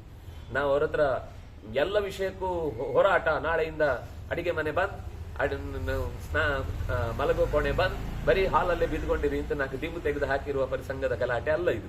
ಈ ಗಲಾಟೆ ಏನು ಅಂದ್ರೆ ತಪ್ಪು ಸರಿಗಳ ನಡುವೆ ಅವರೀಗ ತೆಗೆದುಕೊಳ್ತಾ ಇರುವ ತೀರ್ಮಾನ ಸರಿಯಲ್ಲ. ನನಗದು ಇಷ್ಟ ಆಗ್ಲಿಲ್ಲ ಅನ್ನೋದನ್ನ ನಿನ್ನ ಹತ್ರ ಹೇಳಲಿಕ್ಕೋಸ್ಕರ ಈ ಮಾತು ಹೇಳ್ತಾ ಇದ್ದೇನೆ. ನಿನಗೆ ನನ್ಗೆ ಅವಮಾನ ಆದಾಗ ಏನೆಲ್ಲ ಕೋಪ ಬಂತೋ ಅದು ಪ್ರತಿ ಕೋಪವೂ ಕೂಡ ಸಂಧಾನಕ್ಕೆ ಹೋದ ಸಂದರ್ಭದಲ್ಲಿ ನಿಂಗೆ ನೆನಪಿರ್ಬೇಕು. ಅದಕ್ಕೋಸ್ಕರ ಈ ಮಾತು ಹೇಳ್ತಾ ಇದ್ದೇನೆ. ಪ್ರತಿಯೊಂದನ್ನು ಧೃತರಾಷ್ಟ್ರನ ಪುತ್ರರ ಮೇಲೆ ನೀನು ತೋರಿಸ್ಬೇಕು. ನನ್ನನ್ನು ಅನುಗ್ರಹಿಸಬೇಕು ಅಂತ ನಿನ್ನ ಮನಸ್ಸಿನಲ್ಲಿ ದೃಢವಾದ ನಿಶ್ಚಯ ಇರುವುದು ಹೌದಾದ್ರೆ, ನನ್ನ ಕಣ್ಣೀರಿಗೆ ಪ್ರತಿಫಲವನ್ನ ನೀನು ತರಬೇಕು ಅಂತ ಬಯಸುವುದಾದ್ರೆ, ಆ ಕೋಪವನ್ನೆಲ್ಲ ಧೃತರಾಷ್ಟ್ರನ ಮಕ್ಕಳ ಮೇಲೆ ನೀನು ತೋರಿಸ್ಬೇಕು ಅಂತ ಹೇಳ್ತಾ ಮತ್ತೆ ನಮಸ್ಕಾರ ಮಾಡುತ್ತಾಳೆ. ಆ ತಲೆ ಕೂದಲೆಲ್ಲ ಅದನ್ನು ವರ್ಣನೆ ಮಾಡ್ತಾರೆ ಒಂದಿಷ್ಟು. ಅದು ಹೇಗಿತ್ತು ಅಂದ್ರೆ ನಿಬಿಡವಾಗಿತ್ತು, ಕಾಳ ಸರ್ಪದ ಹಾಗೆ ಕಪ್ಪಾಗಿತ್ತು, ಸುರುಳಿ ಸುರುಳಿಯಾಗಿತ್ತು. ಅದನ್ನು ನೋಡಿದ್ರೇನೆ ಅಷ್ಟು ಆನಂದ. ಅಂತಹ ಚಂದದ ಯಾವ ಶಾಂಪು ಆಗ್ತಿದ್ದು ಗೊತ್ತಿಲ್ಲ, ಆದ್ರೆ ಅತ್ಯಂತ ಸಹಜವಾದ ಶುಭ ಲಕ್ಷಣದಿಂದ ಕೂಡಿದ ಉದುರದ ಗಟ್ಟಿಯಾದ ರಥವನ್ನೇ ಬೇಕಾದ್ರೂ ಎಳೆಯಬಹುದಾದ ಗಟ್ಟಿ ಉಂಟಾದ ಜಡೆ ಅಂದ್ರೆ ಕೂದಲ ರಾಶಿಯಿಂದ ಅವಳು ಮುಂದೆ ಬಂದು ಆನೆಯ ಗತಿಯಿಂದ ಕೃಷ್ಣನಕ್ಕೆ ಬಂದು ಧಾರಾಕಾರವಾಗಿ ಕಣ್ಣೀರು ಹಾಕ್ತಾ ನಮಸ್ಕರಿಸಿದಾಗ, ಪುಂಡರೀಕಾಕ್ಷ, ಸಂಧಿ ಕಾರ್ಯಕ್ಕೆ ನೀನು ಹೋಗುದು ತೀರ್ಮಾನ, ನಾನು ತಡೀತಾ ಇಲ್ಲ, ತಡೆಯುವ ಹಾಗಿಲ್ಲ ನಾನು. ಯಾಕೆಂದ್ರೆ ಕೇವಲ ವ್ಯಕ್ತಿಯ ಭಾವನೆಗಳಿಗಿಂತ ಹೆಚ್ಚು ಮುಖ್ಯ ಒಂದು ರಾಜ್ಯದ ಜವಾಬ್ದಾರಿಯನ್ನು ಯೋಚನೆ ಮಾಡಿ ನೀವು ಮಾಡಿರ್ತೀರಿ. ನಾನು ತಪ್ಪು ಅಂತ ನನ್ನ ವೇದನೆ ನಾನು ನಿನ್ನ ಹತ್ರ ಹೇಳ್ಕೊಂಡೆ ಅಷ್ಟೇ. ಆದ್ರೆ ನನಗೆ ನನ್ನ ಮುಡಿಗೆ ಕೈ ಹಾಕಿದ ದುಶ್ಯಾಸನನ ತೋಳು ಧೂಳು ಬಿದ್ದು ನೆಲದಲ್ಲಿ ಅವನ ದೇಹದಿಂದ ಬೇರೆಯಾಗಿ ನೋಡಬೇಕಾದ ಬಯಕೆ ಇದೆ ನನಗೆ. ಅವನ ತೋಳು ಅವನ ದೇಹದಿಂದ ಬೇರೆಯಾಗಿ ಧೂಳು ಮುತ್ತಿಕೊಂಡು ನೆಲದಲ್ಲಿ ಬಿದ್ದಿರಬೇಕು, ಅದನ್ನು ನೋಡಬೇಕು ಅಂತ ಆಸೆ ನನಗೆ. ಆ ಆಸೆಯನ್ನು ಈಡೇರಿಸುವುದಕ್ಕೆ ಏನಾಗುತ್ತೋ ಅದನ್ನು ಮಾಡಿ. ಹೇಳೋ ರೀತಿ ಎಷ್ಟು ಚೆನ್ನಾಗಿರುತ್ತೆ. ಒಂದು ವೇಳೆ ನನ್ನ ತಲೆ ಕೂದಲನ್ನು ಮುಟ್ಟಿದವನಿಗೆ ನನ್ನ ತಲೆ ಕೂದಲಿನ ಒಂದೊಂದು ಕೂದಲು ಕೂಡ ನಿನಗೆ ನೆನಪಾಗಬೇಕು. ಅಲ್ಲಿ ಅವನು ಮುಡಿ ಹಾಕಿ ಕೈ ಹಾಕಿದ್ದು ಅಂದ್ರೆ ಅದು ಅವಮಾನದ ಪರಾಕಾಷ್ಠೆ.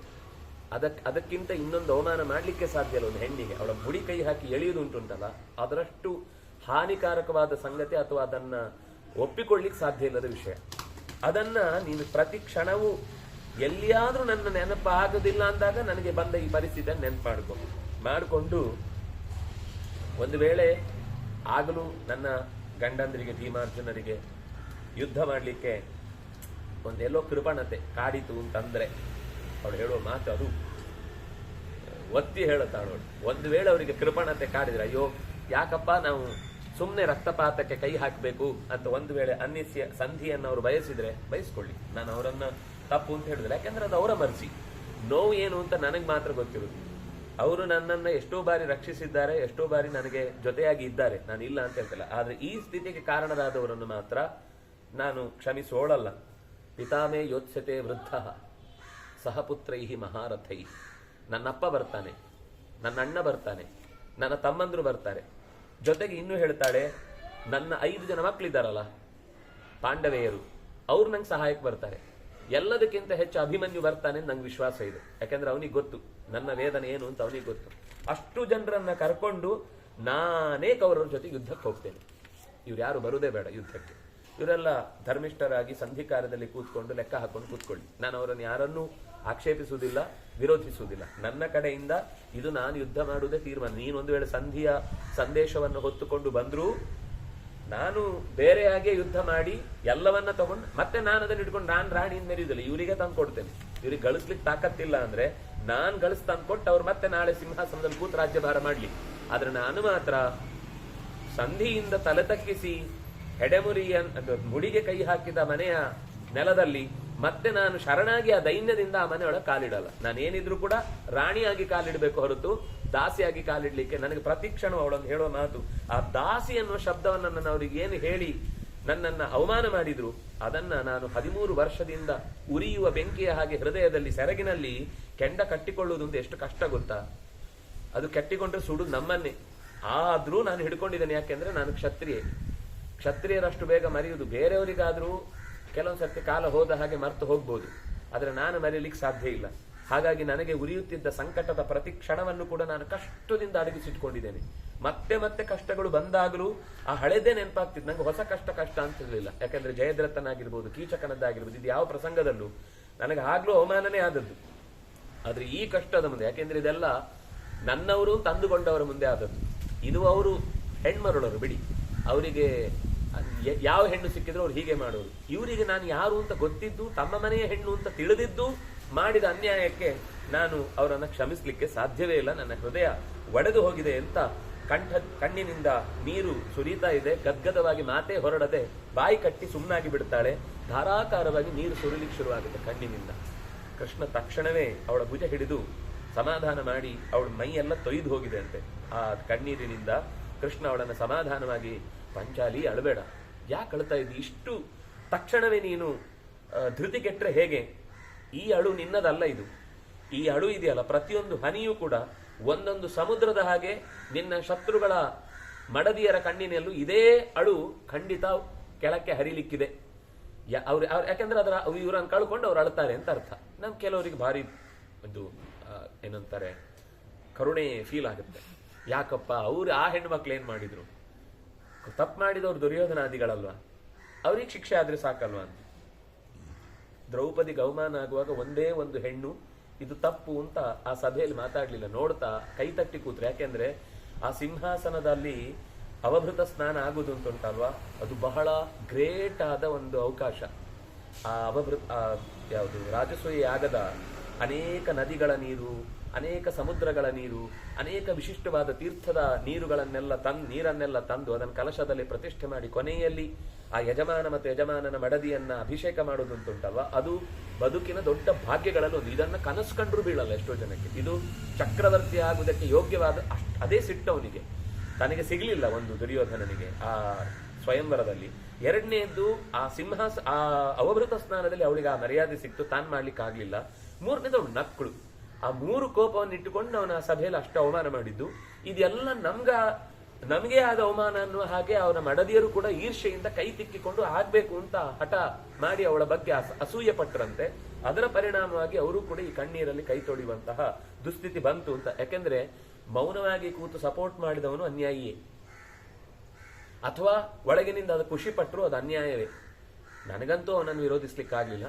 ಅವರಾದ್ರೂ ನಾಲ್ಕು ಬಡದು ಅವನನ್ನು ಸಾರಿ ಬಿಟ್ರಲ್ಲ, ಒಳ್ಳೇದಾಯ್ತು ಅಂತ ನಾವು ಒಳಗಿನಿಂದ ಖುಷಿ ಪಟ್ರೆ ಅದು ಪಾಪದ ಕಾರಣವೇ, ಅದು ಅನ್ಯಾಯವೇ ನಾವು ಮಾಡಿದ್ದು. ಯಾಕೆಂದ್ರೆ ನ್ಯಾಯ ಅನ್ಯಾಯದ ತೀರ್ಮಾನ ನಮ್ಗೆ ಗೊತ್ತಿಲ್ಲ. ಅದಾದ ವಿದುರ ಎದ್ದೋದಾಗ ಎದ್ದೋಗ್ಬೇಕು, ಅಲ್ಲಿ ಇರಬಾರ್ದು. ವಿದುರ ನಾನಿದನ್ನು ಒಪ್ಪಲ್ಲ ಅಂದ, ನಿಲ್ಲಿಸಿ ಇಂದ, ಯಾರು ನಿಲ್ಲಿಸ್ಲಿಲ್ಲ, ಸಭೆ ಬಿಟ್ಟು ಹೋದ. ನನ್ಗಿದು ಸುತರಾಮ್ ಒಪ್ಪಿಗೆ ಇಲ್ಲ. ಮೌನವಾಗಿ ನಿಂತು ನೋಡುದು ಅಸಹಾಯಕತೆ ಆದ್ರೂ ಕೂಡ ತಪ್ಪೆ, ಅಲ್ಲಿಂದ ಎದ್ದೋಗ್ಬೇಕು. ಆದ್ರೆ ಇವರೆಲ್ಲ ಒಳಗಿನಿಂದಲೇ ಖುಷಿಪಟ್ರು. ಆವತ್ತು ಕಬರಿಯಲ್ಲಿ ಆ ಮುತ್ತಿನ ಜಾಲರಿಯಲ್ಲಿ ಅವಳಿಗೆ ಅಭಿಷೇಕ ಮಾಡುವಾಗ ಹೆಮ್ಮೆಯಿಂದ ಭಾರಿ ಅನುಭವಿಸಿದ್ಲು. ಇವತ್ತು ಅನುಭವಿಸ್ಲಿ ಸಭೆಯಲ್ಲಿ. ಅದು ಸಾಮಾನ್ಯ ಒಂದು ಅಸೂಯೆ ಇರುತ್ತೆ, ಒಂಚೂರು ಒಳಗಿನಿಂದ ಒಂಚೂರು ಬರುತ್ತೆ. ಆದ್ರೆ ಅದು ತೀವ್ರ ಇಷ್ಟು ಮಟ್ಟಕ್ಕೆ ಸಭೆಯಲ್ಲಿ ಬಂದದ್ದು ಅದು ತೀರಾ ಜಾಸ್ತಿಯಾಗಿ ಹೋಯ್ತು. ಅದು ಎಲ್ರು ಒಟ್ಟಿಗೆ. ಆದ್ರಿಂದಾಗ ಅಷ್ಟೂ ಜನ ಯಾರೆಲ್ಲ ನಿನ್ನ ವಿಷಯದಲ್ಲಿ ತಾವೆಲ್ಲ ಹೆಮ್ಮೆ ಪಟ್ಟು ಆದ ಅವಮಾನಕ್ಕೆ ಖುಷಿ ಪಟ್ಟಿದ್ರು, ಆ ಎಲ್ಲ ಕೌರವ ಪತ್ನಿಯರು ಕೂಡ ತಮ್ಮ ಗಂಡನನ್ನ ಕಳೆದುಕೊಂಡು ಇದಕ್ಕಿಂತಲೂ ಹೆಚ್ಚಾದ ಕಣ್ಣೀರಿನಿಂದ ಕೈ ತೊಳೆಯುವುದನ್ನು ನೀನು ಕಣ್ಣಾರೆ ನೋಡ್ಲಿಕ್ಕಿದ್ದಿ. ಅದು ತಡವಿಲ್ಲ, ಬಹಳ ತಡ ಇಲ್ಲ, ಅದು ಕೂಡ ಬಹಳ ದಿನ ಬೇಗನೆ ಬಂದಿದೆ. ಆದ್ರಿಂದಾಗಿ ನಿನ್ನ ಪತಿಯಾದ ಪಾಂಡವರ ಉದ್ದೇಶವು ಅದೇ ಮಗು. ಅವ್ರು ಹೇಳ್ತಿದ್ದಾರೆ ಅಷ್ಟೇ, ಆದ್ರೆ ಅದನ್ನು ಆಡಬಾರದು ಅನ್ನೋ ಕಾರಣಕ್ಕೆ ಅವ್ರು ಆಡ್ತಿದ್ದಾರೆ. ನಿನ್ನ ಗಂಡನ ಉದ್ದೇಶ, ಗಂಡಂದಿರ ಉದ್ದೇಶ ಮತ್ತು ನನ್ನ ಉದ್ದೇಶ ಒಂದೇ. ಅದ್ ನೀನ್ ಅನ್ಕೊಂಡದ್ದೇ ಆಗುದು. ಆದ್ರೆ ಅದನ್ನ ನಾವು ಕೆಲವೊಂದ್ ಸರ್ತಿ ಎಲ್ಲ ಕಡೆ ಅದನ್ನೇ ಹೇಳ್ಕೊಂಡು ತಿರುಗುದು ಅಂತಂದ್ರೆ ನಮ್ಮ ಪ್ರಯತ್ನದಲ್ಲಿ ನಾವು ಮೋಸ ಮಾಡ್ತಾ ಇದ್ದೇವೆ ಅಂತ ಆಗುತ್ತೆ. ಆ ಕಾರಣಕ್ಕೆ ಈಗ ಪೂರ್ಣ ಪ್ರಯತ್ನ ಮಾಡಿದ್ರು ಅವನೇನ್ ನಿಲ್ಲಲ್ಲ, ಅದಕ್ಕೆ ಅದೇ ಆಗುತ್ತೆ. ಅದಕ್ಕೆ ನಾವು ಅವನಂದನೇ ಆ ಪರಿಸ್ಥಿತಿ ಎದುರಾಗ್ಬೇಕು ಅಂತ ನಾವು ಬಯಸಿ ಆ ಕೆಲಸವನ್ನ ಹೇಳ್ತಾ ಇದ್ದೇವೆ ಅಂತ. ಹೀಗೆ ನನ್ನ ಮಾತನ್ನ ಕೇಳದೆ ಇದ್ದ ಮೇಲೆ ಅವನು ರಣರಂಗದಲ್ಲಿ ನಾಯಿ ನರಿಗಳಿಗೆ ಮೈಯನ್ನ ಕಚ್ಚಿಸಿಕೊಂಡು ಒದ್ದಾಡುವ ಸ್ಥಿತಿಗೆ ಅವನು ಬಂದೇ ಬರ್ತಾನೆ. ಬಂದಾಗ ನಿನಗೆ ಆ ತಪ್ಪಿನ ಪರಿಣಾಮವಾಗಿ ಅವರು ಅನುಭವಿಸುವ ಶಿಕ್ಷೆಯನ್ನು ನೋಡಿ ಸಮಾಧಾನ ಆಗತ್ತೆ ಅಂತ ನಾನು ಭಾವಿಸ್ತೇನೆ. ಒಂದು ವೇಳೆ ಹಿಮ ಪರ್ವತ ಒಂದೇ ಸರ್ತಿಗೆ ಪೂರ್ತಿ ಕರಗಿ ನಾಶವೇ ಆಗ್ಬಹುದು, ಭೂಮಿ ತನ್ನ ಸ್ಥಾನದಿಂದ ಕಳಚಿಕೊಂಡು 100 ಭಾಗ ಆಗಬಹುದು, ನಕ್ಷತ್ರಗಳೆಲ್ಲ ಆಕಾಶದಲ್ಲಿ ಮಾಯಾಗಿ ಎಲ್ಲೋ ಭೂಮಿಯಲ್ಲಿ ಬಿದ್ದು ಹೋಗ್ಬೋದು. ಆದ್ರೆ ನನ್ನ ಮಾತು ಮಾತ್ರ ಬದಲಾಗಲ್ಲ. ಏನಾಗಬೇಕೋ ಯುದ್ಧದ ತೀರ್ಮಾನ ಅದೇ ಆಗತ್ತೆ, ನೀನು ಯೋಚನೆ ಮಾಡಬೇಡ. ಇದು ನಿನ್ನ ಮೇಲೆ ಆಣೆ ಇಟ್ಟೆ ಹೇಳ್ತಾ ಇದ್ದೇನೆ, ನಿನ್ನ ಮೇಲೆ ನಾನು ಆಣೆ ಇಟ್ಟೆ ಹೇಳ್ತೇನೆ. ಇದು ದ್ರೌಪದಿಗೆ ಅವನು ಕೊಟ್ಟ ಮರ್ಯಾದೆ, ದ್ರೌಪದಿಯ ವಿಷಯದಲ್ಲಿ ಅವನು ತೋರಿದ ಪ್ರೀತಿ. ನಿನ್ನ ಮೇಲೆ ಆಣೆ ಇಟ್ಟೆ ಹೇಳ್ತೇನೆ, ನಿನ್ನ ಕಣ್ಣೀರನ್ನು ಬದಿಗಿಡು ಸಾಕು. ಇನ್ನು ಕಣ್ಣೀರು ಹಾಕೋದ್ರಲ್ಲಿ ಏನು ಅರ್ಥ ಇಲ್ಲ. ಶತ್ರುಗಳ ಕಣ್ಣೀರಿಗೆ ನೀನು ಕಾಯ್ತಾ ಇರು. ರಾಜ್ಯಲಕ್ಷ್ಮಿಯಾಗಿ ನೀನು ಹಸನ್ಮುಖಿಯಾಗಿ ಆ ಸ್ಥಾನದಲ್ಲಿ ಕೂಡಬೇಕು ಹೊರತು ಈ ರೀತಿ ಕಣ್ಣೀರಿಡ್ತಾ ದಪ್ಪ ಕಣ್ಣಿನಿಂದ ಫೋಟೋ ತೆಗೆಯೋ ದಿವಸದಲ್ಲಿ ನಗಿ ಅಂತಂದ್ರೆ ಅದೇನು ಹಿಂಗೆ ಭೂತಕ್ಕೂತ ಹಂಗೆ ಇರಬಾರ್ದು, ಕಣ್ಣು ಒರೆಸ್ಕೊ ಚೆನ್ನಾಗಿರು ಅಂತ ಹೀಗೆ ಹೇಳಿ ಕೃಷ್ಣ ಅಲ್ಲಿಂದ ಹೊರಡುತ್ತಾನೆ ಅನ್ನುವಲ್ಲಿಗೆ 81ನೆಯ ಅಧ್ಯಾಯ ಮುಕ್ತಾಯ ಆಯಿತು. 82ನೆಯ ಅಧ್ಯಾಯದಲ್ಲಿ ಕೃಷ್ಣ ಹಸ್ತಿನಾವತಿಗೆ ಹೊರಟ ಅನ್ನುವ ಪ್ರಸಂಗವನ್ನು ಹೇಳುತ್ತಾರೆ. ಜನಮೇಜಯನಿಗೆ ವೈಶಂಪಾಯನರು ಈ ಕಥೆಯನ್ನು ಹೇಳ್ತಾ ಇದ್ದವರು.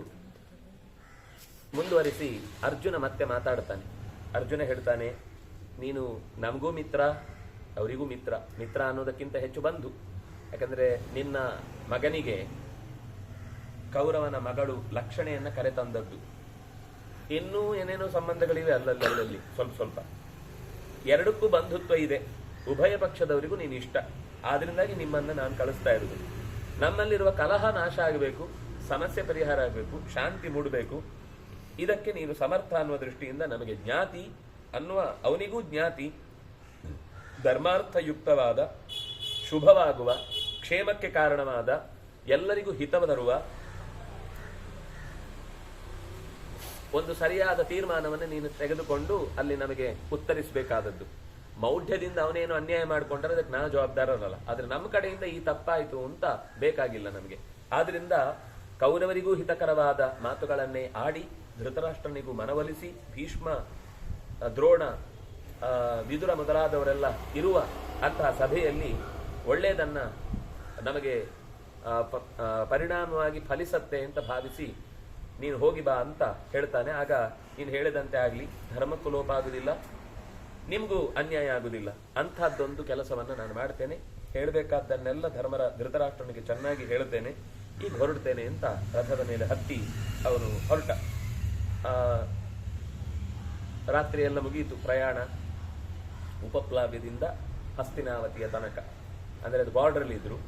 ಈ ಕೌರವರಿರುವ ರಾಜ್ಯದ ಹೊರಗಿನ ಸೀಮೆಯಲ್ಲಿದ್ರು. ಅಲ್ಲಿಂದ ರಥ ತಗೊಂಡು ರಾತ್ರಿಯೆಲ್ಲ ಪ್ರಯಾಣ ಮಾಡಿಕೊಂಡು ಕೃಷ್ಣ ಮರುದಿವಸ ಸೂರ್ಯೋದಯಕ್ಕಾಗುವಾಗ ಬಂದ. ಅದು ಅವನು ಹಸ್ತಿನಾವತಿಯ ನಗರವನ್ನು ಪ್ರವೇಶಿಸುವಾಗ ಮೈತ್ರ ಅನ್ನುವಂತ ಒಂದು ಮುಹೂರ್ತ. ಅದು ಮಿತ್ರ ಅಂತ ಸೂರ್ಯನಿಗೆ ಇನ್ನೊಂದು ಹೆಸರು. ಅದು ಉದಯಿಸುವ ಕಾಲಕ್ಕೆ ಮೈತ್ರ ಅಂತ ಮುಹೂರ್ತಕ್ಕೆ ಹೆಸರು. ಅಂತಹ ಮುಹೂರ್ತದಲ್ಲಿ ಅವನು ಸೂರ್ಯನ ಕಿರಣ ಎಲ್ಲ ಅವನ ಮೇಲೆ ಸರಿಯಾಗಿ ಮೊದಲ ಕಿರಣ ಅವನ ಮೈ ಮೇಲೆ ಬಿದ್ದಾಗ ಅವನ ಅದರೊಳಗೆ ಪ್ರವೇಶ ಮಾಡಿದ. ಅಂದ್ರೆ ಬೆಳಕು ಬಂದ್ರೆ ಕತ್ತಲೆ ಹೋಗ್ಬೇಕು ಅಂತ ತಾತ್ಪರ್ಯ ಅಂತ ಅವನು ಅದರೊಳಗೆ ಪ್ರವೇಶ ಮಾಡಿದ. ಅದಕ್ಕೂ ಹೇಳ್ತಾರೆ ಹೇಗಿತ್ತು ಅಂದ್ರೆ, ಅದು ಕಾರ್ತಿಕ ಮಾಸದ ರೇವತಿ ನಕ್ಷತ್ರ. ಅವನು ಆ ದಿನ ಬಂದದ್ದು ಹೇಗೆ, ಬೆಳಗ್ಗೆ ಬಂದಾಗ ಕಾರ್ತಿಕ ಮಾಸ ಅಂದ್ರೆ ಇದರ ಹಿಂದಿನ ಮಾಸ, ಅದರ ಮಧ್ಯದಲ್ಲಿ ಬಂದ ರೇವತಿಯ ನಕ್ಷತ್ರದ ದಿನ ಅವನು ಪ್ರವೇಶ ಮಾಡಿದ್ದಾನೆ. ಅಂದ್ರೆ ಶರತ್ಕಾಲ ಮುಗಿದು ಹೇಮಂತ ಋತು ಪ್ರವೇಶ ಮಾಡುವಂತಹ ಸ್ಥಿತಿಯಲ್ಲಿ ಅವನು ಹೆಜ್ಜೆ ಇಟ್ಟಿದ್ದಾನೆ. ನೋಡ್ತಾನೆ ಎಲ್ಲ ದಿಕ್ಕುಗಳನ್ನು ಒಂದ್ಸರ್ತಿ. ಹಸ್ತಿನಾವತಿ ಸಸ್ಯ ಸಮೃದ್ಧವಾಗಿದೆ. ಅವನ ಪ್ರಯಾಣದ ಹೊತ್ತಿನಲ್ಲಿ ದೇವತೆಗಳು, ಋಷಿಗಳು ಎಲ್ಲರೂ ಆಕಾಶ ಮಾರ್ಗದಲ್ಲಿ ಅವನು ಏನ್ ಮಾಡ್ತಾನೆ, ಮುಂದೇನಾಗುತ್ತೆ ಬಹಳ ಕುತೂಹಲದಿಂದ ಗುರುತಿಸ್ತಾ ಇದ್ದಾರೆ. ಅವನು ಬಂದ ತಕ್ಷಣ ಅಲ್ಲಿ ವ್ಯವಸ್ಥೆ ಆಗಿತ್ತು, ಪಾಂಡವರ ಕಡೆಯಿಂದ ಬರ್ತಾನೆ ಅಂತ ಗೊತ್ತದ್ರಿಂದ. ಒಂದಿಷ್ಟು ಜನ ಋಷಿಗಳೆಲ್ಲ, ಋತ್ವಿಜರೆಲ್ಲ ಅವನನ್ನು ಬರಮಾಡಿಕೊಂಡು ಸ್ವಸ್ತಿ ವಾಚನವನ್ನು ಹಾಡಿ ಅವನಿಗೆ ನಿತ್ಯದ ಬೆಳಗಿನ ಆಹ್ನಿಕಕ್ಕೆ ಬೇಕಿರುವಂತಹ ಸ್ನಾನಕ್ಕೆ ಅದಕ್ಕಿದಕ್ಕೆಲ್ಲ ವ್ಯವಸ್ಥೆ ಮಾಡಿದರೆ ಕೃಷ್ಣ ಸರೋವರದಲ್ಲಿ ಸ್ನಾನ ಮಾಡಿ ಬೆಳಗಿನ ಜಪ ಮಾಡಿದ. ಕೃಷ್ಣನು ಜಪ ಮಾಡಿದ, ಅರ್ಘ್ಯ ಕೊಟ್ಟ ಸೂರ್ಯನಿಗೆ. ಎಲ್ಲ ಹೇಳ್ತಾರೆ ಅವನು ಏನ್ ಮಾಡ್ದ, ಪ್ರತಿಯೊಂದು ಕಾರ್ಯವನ್ನು ಹೇಳ್ತಾರೆ. ಕೃಷ್ಣ ಬೆಳಗಿನ ಅಷ್ಟೂ ಕಾರ್ಯವನ್ನ ಯಥಾವತ್ತಾಗಿ ಏನ್ ಬೇಕೋ ಅದನ್ನೆಲ್ಲ ಮಾಡಿದ್ದಾನೆ. ಮಾಡಿ ಸೂರ್ಯನನ್ನು ಉಪಾಸನೆ ಮಾಡುತ್ತಾನೆ. ಆಮೇಲೆ ಹಸುವನ್ನ ಪ್ರದಕ್ಷಿಣೆ ಬಂದು ಅದರ ಬಾಲವನ್ನ ಮುಟ್ಟಿ, ಅದು ವೃಷಭ ಅಂದ್ರೆ ಎತ್ತು ಮತ್ತು ಹಸುವಿನ ಎರಡರ ಬಾಲವನ್ನ ಮುಟ್ಟಿ ಅದರ ಬೆನ್ನನ್ನ ಸವರಿ ಅದರ ಮೈ ಕೈಯನ್ನೆಲ್ಲ ಚೆನ್ನಾಗಿ ತಿಕ್ಕಿ ಅದಕ್ಕೆ ಮೇವು ಕೊಟ್ಟು ನೀರು ಇಟ್ಟು, ಹಾಗೆ ತಾನು ನಿತ್ಯದಲ್ಲಿ ಮಾಡುವ ಅಗ್ನಿಹೋತ್ರದ ಕಾರ್ಯಕ್ಕೂ ಕೂಡ ಅಣಿಗೊಳಿಸಿದ್ರಲ್ಲಿ ಹೋಗಿ ಕೂತು ಅಗ್ನಿಹೋತ್ರವನ್ನ ಮುಗಿಸಿ ಅಗ್ನಿಗೆ ಪ್ರದಕ್ಷಿಣೆ ಬಂದ. ಅಲ್ಲೇ ನಿಂತಿದ್ದಂತಹ ಋತ್ವಿಜರಿಗೂ ಪ್ರದಕ್ಷಿಣೆ ಬಂದು ನಮಸ್ಕಾರ ಮಾಡಿದ. ಆಮೇಲೆ ಅವನು ಹೊರಡುವ ಕಾಲಕ್ಕೆ ಅಲ್ಲೆಲ್ಲ ಮೊಸರು, ಬೆಣ್ಣೆ, ಅಕ್ಷತೆ ಕಾಳು, ಗರಿಕೆ, ಆಮೇಲೆ ಗಂಧ ಎಲ್ಲ ಇಟ್ಟಿದ್ರು. ಅದೆಲ್ಲ ಮಂಗಳ ದ್ರವ್ಯ ಅಂತ. ಆ ಮಂಗಳ ದ್ರವ್ಯಗಳನ್ನೆಲ್ಲ ನೋಡ್ತಾನೆ. ಆಗ ಅವನಿಗೆ ನೆನಪಾಗುತ್ತೆ ಯುಧಿಷ್ಠಿರ ಹೇಳಿದ ಮಾತು. ಅಂದ್ರೆ ಹಿತವಾದದ್ದಾಗಬೇಕು, ಎಲ್ಲರಿಗೂ ಒಳ್ಳೇದಾಗಬೇಕು, ಅಷ್ಟೇ ನನ್ನ ಬಯಕೆ ಹೊರತು ಇನ್ನೇನು ಅಲ್ಲ. ನ್ಯಾಯ ಆಗಬೇಕು, ಹಿತ ಆಗಬೇಕು, ಇದರಲ್ಲಿ ನೀನು ಯೋಚನೆ ಮಾಡು ಅಂತ ಹೇಳಿದ ಮಾತನ್ನು ನೆನಪಿಸಿಕೊಂಡು ಸಾತ್ಯಕೆಯನ್ನು ಹೇಳ್ತಾನೆ. ಒಳ್ಳೇದೇ ಆಗ್ತಿದೆ, ಯಾವುದು ಕೆಟ್ಟದಾಗಲ್ಲ. ಏವಮಪ್ಯ ಶುಭಂ ಕರ್ಮ ನ ಭೂತಂ ನ ಭವಿಷ್ಯತಿ. ಆಗ್ಬೇಕಾದದ್ದೇ ಆಗುತ್ತೆ, ಆದದ್ದೆಲ್ಲ ಒಳ್ಳೇದೇ ಆಗುತ್ತೆ. ಏನದು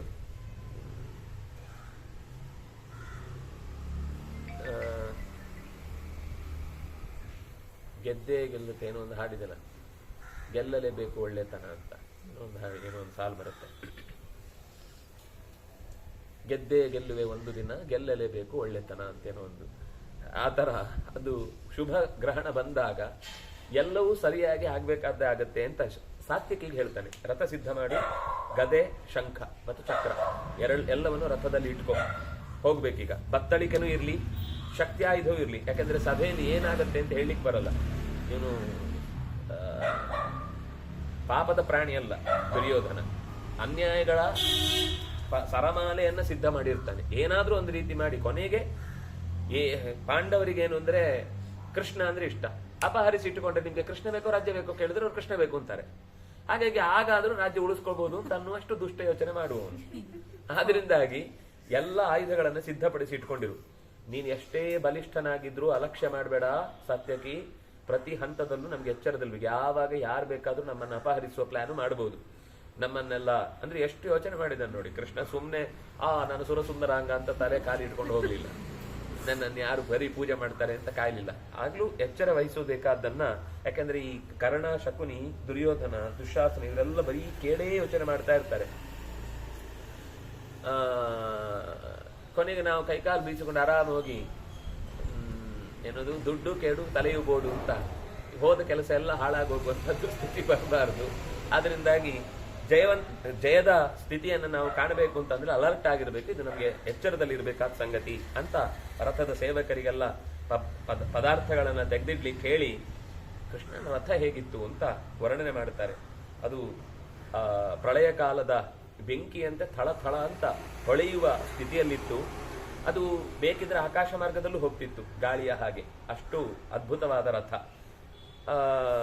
ಅದು ಅದರ ಚಕ್ರ ಹೇಗಿತ್ತು ಅಂದ್ರೆ ಎರಡೇ ಚಕ್ರ ಇದ್ರೂ ಕೂಡ ಒಂದು ಕಡೆಯಿಂದ ಸೂರ್ಯ, ಇನ್ನೊಂದು ಕಡೆ ಚಂದ್ರನನ್ನೇ ಬಹುಶಃ ಈ ರಥಕ್ಕೆ ಸಿಕ್ಕಿಸಿಬಿಟ್ಟಿದ್ದಾರೆ ಏನೋ ಅನ್ನುವಷ್ಟು ಹೊಳೆಯುವ ಎರಡು ಗಾಲಿಗಳು.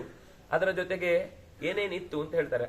ಅರ್ಧ ಚಂದ್ರ, ಪೂರ್ಣ ಚಂದ್ರ, ಮೀನು, ಆಮೇಲೆ ಜಿಂಕೆ, ಅನೇಕ ತರದ ವಿಚಿತ್ರ ಆಕಾರಗಳಿಂದ ಕೂಡಿದ ಪಕ್ಷಿ. ಇದೆಲ್ಲ ಆ ಬಂಗಾರದ ಇದರಲ್ಲಿ ಹೊರಗಿನ ಆವರಣದಲ್ಲಿ ಕೆತ್ತಿತ್ತಂತೆ.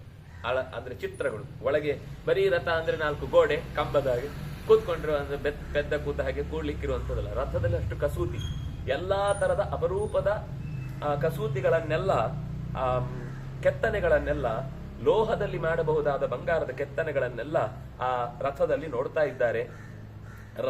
ರತ್ನದಿಂದ ಖಚಿತವಾದ ಒಳ್ಳೆಯ ಅರಗಳು, ಆ ಸುತ್ತಲಿನ ಕೀಲುಗಳು, ಅದರ ಮೇಲೆ ಒಂದು ಧ್ವಜ, ಸುಂದರವಾದ ಧ್ವಜ, ಮತ್ತೆ ಅವಶ್ಯಕವಾದ ಯುದ್ಧಕ್ಕೆ ಬೇಕಿರುವ ಉಪಕರಣಗಳೆಲ್ಲ ಸೇರಿದೆ. ಶತ್ರುಗಳು ಸುಲಭದಲ್ಲಿ ತಡಿಲಿಕ್ಕೆ ಸಾಧ್ಯ ಇಲ್ಲದೆ ಇರುವ ಅಪರೂಪದ ರಥ. ಅವನು ಓಡಿಸಿದ ಅಂದ್ರೆ ರಥನೇ ಅಡ್ಡ ನಿಂತರು ರಥದ ಮೇಲೆ ಹತ್ಕೊಂಡು ಹೋಗ್ಬೇಕು. ಆ ತರದ ರಥ. ಈ ಇದೇನದು ಈ ಮಿಲಿಟರಿ ಅವ್ರ ಹತ್ರ ಒಂದಿರುತ್ತೆ. ಅದು ಎಷ್ಟೇ ದೊಡ್ಡ ಅಡ್ಡ ಬಿದ್ದಿದ್ರು ಕೂಡ ಅದರ ಮೇಲೂ ಹತ್ಕೊಂಡು ಹೋಗುತ್ತದೆ. ಅಂತ ರಥವನ್ನ ಆಗಲೇ ಹೇಳ್ತಾ ಇದ್ದಾರೆ. ಯಾವುದು ಅಡ್ಡ ಬಂದ್ರು, ಎಂತ ಇಡೀ ರೋಡ್ ಬ್ಲಾಕ್ ಆದ್ರೂ ಅದರ ಮೇಲೆ ಹತ್ಕೊಂಡು ಹೋಗುವಷ್ಟು ಚಂದದ ರಥ ಕೃಷ್ಣನದ್ದು. ಶತ್ರುಗಳ ಯಶಸ್ಸನ್ನು ನೋಡಿದಾಗ್ಲೇ ಅಪಹರಿಸಿಬಿಡುತ್ತೆ ಅಂತಹ ರಥ. ಈಗ ಆ ತರದ ಅದಕ್ಕೇನು ಹೆಸರು ಗೊತ್ತಿಲ್ಲ.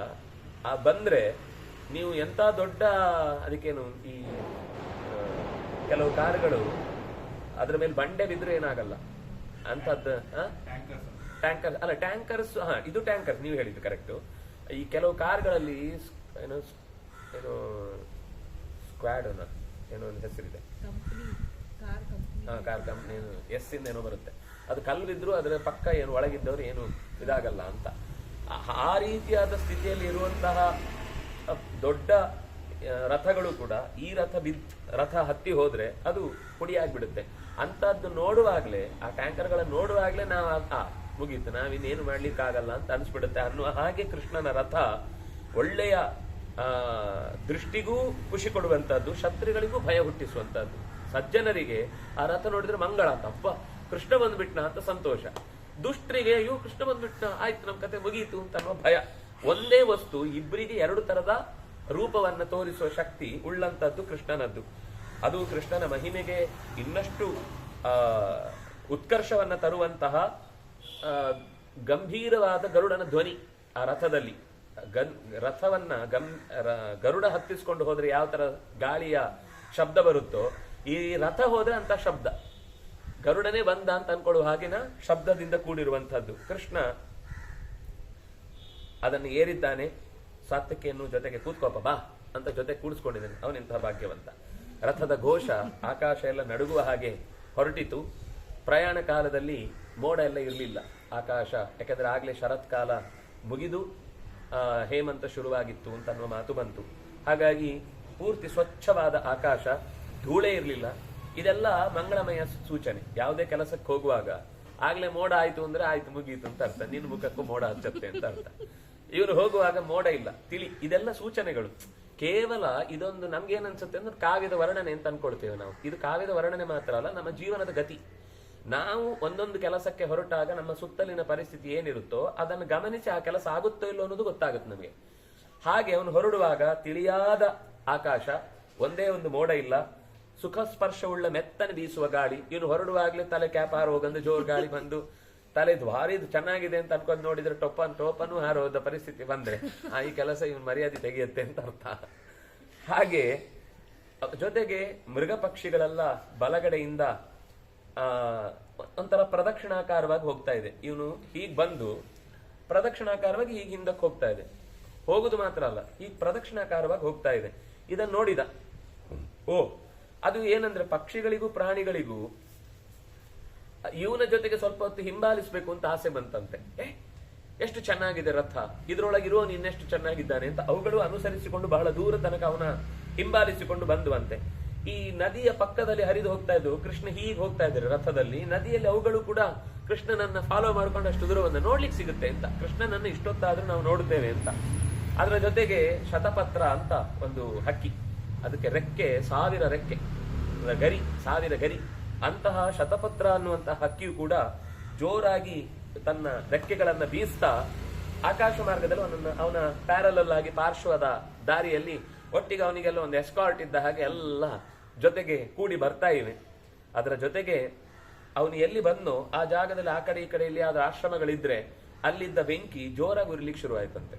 ಪ್ರಜ್ವಾಲಿತವಾದ ಸ್ಥಿತಿಯಲ್ಲಿ ನಾವು ಯಾರನ್ನ ನಿತ್ಯದಲ್ಲಿ ನಾವು ಆಹುತಿ ಕೊಟ್ಟು ಅವನನ್ನ ಕರ್ಕೊಳ್ತೇವೋ ಅವನೇ ಹೋಗ್ತಾ ಇದ್ದಾನೆ ಅಂತ ಹೀಗೆ ಶಬ್ದ ಎದೆ ನಡಗಿಸುವಂಥದ್ದು. ಇದು ಎಲ್ರಿಗೂ ನಡೆಸತ್ತಷ್ಟೇ. ಎದೆ ನಿಂತೋಗೋ ಸ್ಥಿತಿ ಇದ್ರೆ ಅಂತ ಸರಿಯಾಗ್ಬಿಡುತ್ತೆ.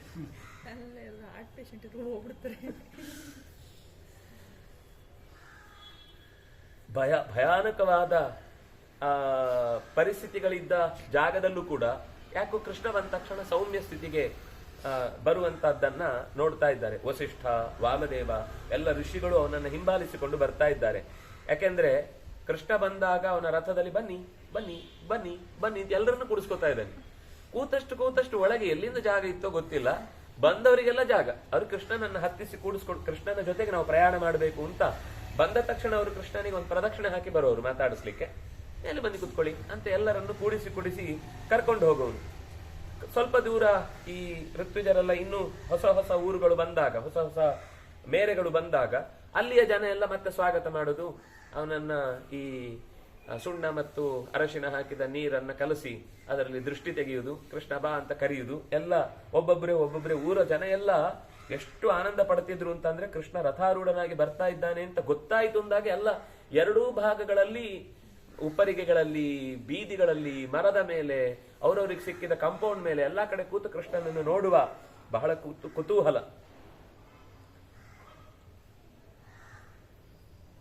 ಇನ್ನು ಅನೇಕರು ಹೀಗೆ ಅವನನ್ನು ಹಿಂಬಾಲಿಸಿಕೊಂಡು ಬಂದಿದ್ದಾರೆ, ಕ್ಷತ್ರಿಯೋತ್ತಮರೆಲ್ಲ. ಬರುವಾಗ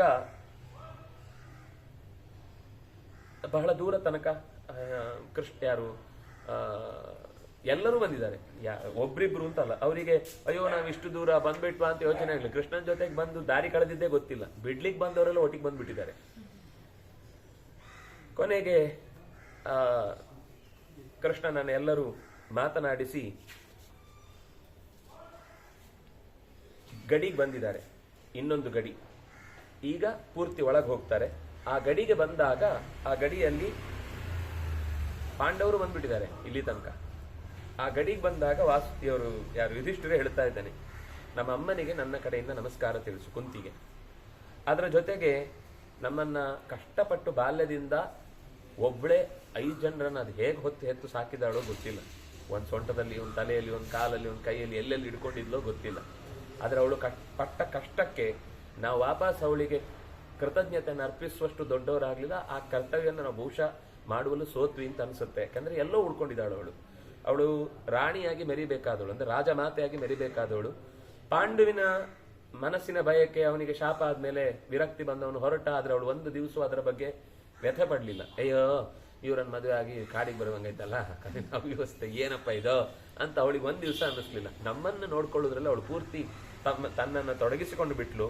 ಹಾಗಾಗಿ ನನ್ನ ಮೇಲೆ ಇರುವ ವಾತ್ಸಲ್ಯಕ್ಕೆ ನಾವು ಅವರಿಗೆ ಪ್ರತಿಯಾದ ಕೃತಜ್ಞತೆಯನ್ನು ಅರ್ಪಿಸ್ಲಿಕ್ಕೆ ನಮ್ಮ ಹತ್ರ ಶಕ್ತಿ ಇಲ್ಲ. ನಾವು ನಮಸ್ಕಾರ ಹೇಳ್ತಿದ್ದೀವಿ, ನಮ್ಮ ಕಡೆಯಿಂದ ಪ್ರಾಮಾಣಿಕವಾದ ನಮಸ್ಕಾರವನ್ನು ನಮ್ಮ ತಾಯಿಗೆ ಮುಟ್ಟಿಸು.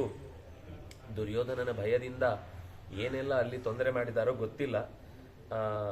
ನಮ್ಮನ್ನು ಕೂಡ ಎಷ್ಟೋ ಸರ್ತಿ ದುರ್ಯೋಧನನ ಅಪಾಯದಿಂದ, ಇಲ್ಲಿ ಹೇಳ್ತಾರೆ ನೋಡಿ, ದುರ್ಯೋಧನನ ಅಪಾಯದಿಂದ ಅವಳು ಎಷ್ಟೋ ಸಲ ತಪ್ಪಿಸಿದ್ದಾಳಂತೆ ಮಕ್ಕಳನ್ನ, ಏನಾದ್ರೂ ಮಾಡ್ತಾರೆ ಅಂತ. ಹಾಗಾಗಿ ಅವಳಿಗೆ ಗೊತ್ತಾಗ್ತಿತ್ತು ಏನೋ ಆಗ್ಲಿಕ್ಕಿದೆ ಅಂತ. ನಮ್ಗೆ ಇನ್ನೂ ಬುದ್ಧಿ ಅರ್ಥ ಆಗೋ ಮುಂಚೆ ಅವಳು ಮಾಡಿದ ಕೆಲಸ ಇದಲ್ಲ. ಹಾಗಾಗಿ ತನಗೆ ಮಾತ್ರ ದುಃಖ ಎಷ್ಟು ಬಂದರೂ ಅದನ್ನ ಸಹಿಸಿಕೊಂಡು ಅನುಭವಿಸಿದ್ಲು. ಆದ್ರಿಂದಾಗಿ ನಮ್ಮ ತಾಯಿಯ ಕ್ಷೇಮವನ್ನ ನೀನು ತಿಳ್ಕೊ. ಜೊತೆಗೆ ನಮ್ಮೆಲ್ಲರ ಹೆಸರು ಹೇಳಿ, ಪ್ರತಿಯೊಬ್ಬರ ಹೆಸರನ್ನ ಹೇಳಿ ನಮಸ್ಕಾರ ಮಾಡ್ತಾ ಇದ್ದಾರೆ. ಇದು ಧರ್ಮರಾಜನ ನಮಸ್ಕಾರ, ಇದು ಭೀಮನ ನಮಸ್ಕಾರ ಅಂತ ಪ್ರತಿಯೊಬ್ಬರ ನಮಸ್ಕಾರವನ್ನು ನೀನು ಹೇಳಬೇಕು. ನಿನಗೆ ಹೇಗೂ ಅತ್ತೆ, ಅವಳನ್ನ ಸಮಾಧಾನ ಪಡಿಸಬೇಕಾದದ್ದು ನಿನಗೇನು ಕಷ್ಟದ ಸಂಗತಿ ಅಲ್ಲ, ನೀನು ಮಾಡಿಯೇ ಮಾಡ್ತಿ. ನಮಗೆ ಕಷ್ಟದ ದಶೆ ಹೋಗಿ ಸುಖ ಬರುತ್ತೆ, ತಾಯಿಯನ್ನು ನಾವು ಸುಖವಾಗಿ ನೋಡ್ಕೊಳ್ತೇವೆ ಅನ್ನೋ ಒಂದು ಭರವಸೆ ಬರುವ 4 ಮಾತುಗಳನ್ನಾಡು. ಈ ಮಕ್ಕಳು ಯಾವಾಗ ನೋಡಿದ್ರು ಬರೀ ಗೆಡ್ಡೆ ಗಣಸು ತಿನ್ಕೊಂಡು ಬದುಕೋದ್ರಲ್ಲೇ ಕಾಲ ಕಳೀತಾ ಇದ್ದಾರೆ ಅಂತ ಅವಳು ನಮ್ಮ ಬಗ್ಗೆ ಒಂಥರ ಏನು ಉಪಯೋಗ ಇಲ್ಲ ಅಂತ ಅವರು ಭಾವಿಸುವ ಹಾಗೆ ಆಗಬಾರದು. ಆಧರಿಸಿ ಅವಳನ್ನ ನಾವು ಕರ್ಕೊಂಡೋಗಿದ್ರೆ ಜೊತೆಯಲ್ಲಿ ಇದ್ದಾದ್ರೂ ಅವಳನ್ನೇ ನೋಡ್ಕೊಳ್ಬೇಕಿತ್ತು. ಕಷ್ಟ ಆಗುತ್ತೆ ಅನ್ನೋ ಭಾವದಿಂದ ನಾವು ಜವಾಬ್ದಾರಿಯಿಂದ ತಪ್ಪಿಸ್ಕೊಂಡ್ವೋ ಏನೋ, ಅವಳನ್ನ ನೋಡ್ಕೊಳ್ಳೋ ಕೆಲಸದಿಂದ ದೂರ ಆದ್ವೋ ಏನೋ ಅಂತ ಒಂದೊಂದ್ಸಲ ಅನ್ಸುತ್ತೆ. ಜೊತೆಗೆ ಧೃತರಾಷ್ಟ್ರನಿಗೆ ಭೀಷ್ಮ, ದ್ರೋಣ, ಕೃಪ, ಬಾಕ್ಲಿಕ, ಅಶ್ವತ್ಥಾಮ, ಸೋಮದತ್ತ, ಇನ್ನುಳಿದ ಅನೇಕ ರಾಜರಿಗೆ ಎಲ್ಲರಿಗೂ ನಮ್ಮ ಕಡೆಯಿಂದ ಪ್ರತ್ಯೇಕವಾದ ನಮಸ್ಕಾರಗಳನ್ನು ನಾವು ಹೇಳ್ತಾ ಇದ್ದೇವೆ ಅನ್ನೋದನ್ನು ನೀನು ಹೇಳು. ಅದನ್ನು ನೀನು ವಯಸ್ಸಿಗೆ ತಕ್ಕ ಹಾಗೆ, ಅವರ ಪದವಿಗೆ ತಕ್ಕ ಹಾಗೆ ಗೌರವ ಸೂಚಿಸು. ನಮಸ್ಕಾರ ಅಂತಂದ್ರೆ ಎಲ್ರಿಗೂ ನಮಸ್ಕಾರ ಅಲ್ಲ, ದುರ್ಯೋಧನನಿಗೆ ನಮಸ್ಕಾರ ಅಲ್ಲ, ದುರ್ಯೋಧನನಿಗೆ ಒಂದು ಗ್ರೀಟಿಂಗ್ಸ್ ಅಷ್ಟೇ. ಚೆನ್ನಾಗಿದ್ಯಪ್ಪ, ಹಾಗೆ ಇರು ಅಂತ ಅವರವರಿಗೆ ವಯಸ್ಸಿಗೆ ತಕ್ಕ ಹಾಗೆ, ಅವರವರಿಗಿರುವ ತಾಕತ್ತಿಗೆ ತಕ್ಕಂತೆ ನೀನು ಗೌರವವನ್ನು ನಮ್ಮ ಕಡೆಯಿಂದ ಏನು ಸಲ್ಲಿಸಬೇಕೋ ಅದನ್ನ ಸಲ್ಲಿಸು ಅಂತ ಹೀಗೆ ಹೇಳಿ, ನಿನಗೆ ನಾನು ಹೇಳ್ಕೊಳ್ಬೇಕಾದ್ದಿಲ್ಲ. ಆದ್ರೆ ನಮ್ಗೆ ಕೆಲವು ಮನಸ್ಸಲ್ಲಿ ಅನ್ಸುತ್ತಲ್ಲ, ನಾವು ಅವರವರಿಗೆ ಗೌರವ ಸಲ್ಲಿಸಬೇಕಾದದ್ದು, ಅದನ್ನ ಹೇಳ್ತಾ ಇದ್ದೇನೆ.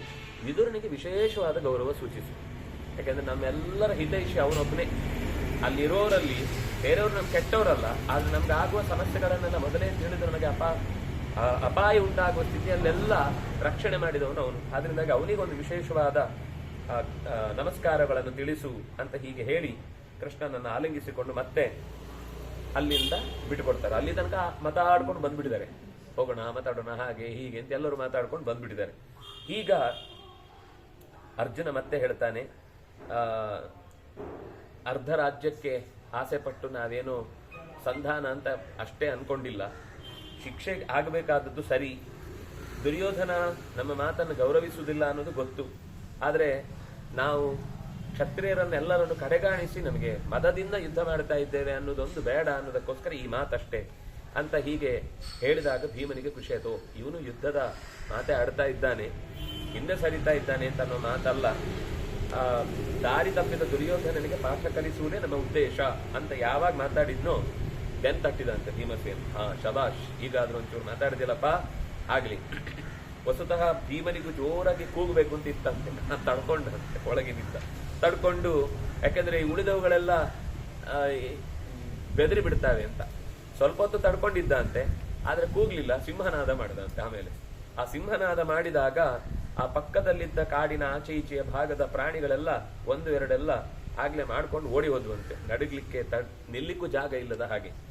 ಆಮೇಲೆ ಎಲ್ಲರೂ ಮತ್ತೊಮ್ಮೆ ಕೃಷ್ಣನನ್ನ ಅಪ್ಪಿಕೊಂಡು ಶೈಬ್ಯ, ಸುಗ್ರೀವ ಅಂತ 4 ಅವನ ಆನೆ ಅದು ಕುದುರೆಗಳ ಹೆಸರಿತ್ತು, ಬಿಳಿಯ ಕುದುರೆಗಳು. ಆ 4 ಕುದುರೆಗಳಿಗೂ ಕೃಷ್ಣ ಮೈ ದಡವಿ ಅಂದ್ರೆ ಇಳಿದು ಅವುಗಳನ್ನು ಸರ್ತಿ ಕತ್ತು ಬಿಚ್ಚಿ, ಒಂದ್ಸರ್ತಿ ಅವುಗಳನ್ನ ವಾಕಿಂಗ್ ಮಾಡಿಸಿ, ಅವುಗಳಿಗೆ ನೀರು ಕುಡಿಸಿ, ಅವಳಿಗೆ ಮೇವು ಕೊಡಿಸಿ, ಮತ್ತೆ ವಾಪಸ್ಸು ಕಟ್ಟಿ ಇವರನ್ನೆಲ್ಲ ಮಾತಾಡಿಸಿ ದಾರುಕನನ್ನ ಆಯ್ತು ಹೊರಡೋಣ ಅಂತ ಹೇಳಿ ಅವುಗಳನ್ನ ಹತ್ತಿದ. ಮತ್ತೆ ಇವರೆಲ್ಲ ಹಿಂದೆ ಸರಿದ್ರು. ಋಷಿಗಳೆಲ್ಲ ಇನ್ನು ಕೆಲವರು ಆಗ್ಲೂ ಬಂದ ತಕ್ಷಣ ಅಂದ್ರೆ ಸ್ವಲ್ಪ ದೂರಕ್ಕೆ ಹೋದ್ಮೇಲೆ ಮತ್ತೆ ಋಷಿಗಳೆದುರು ಬಂದ್ರು.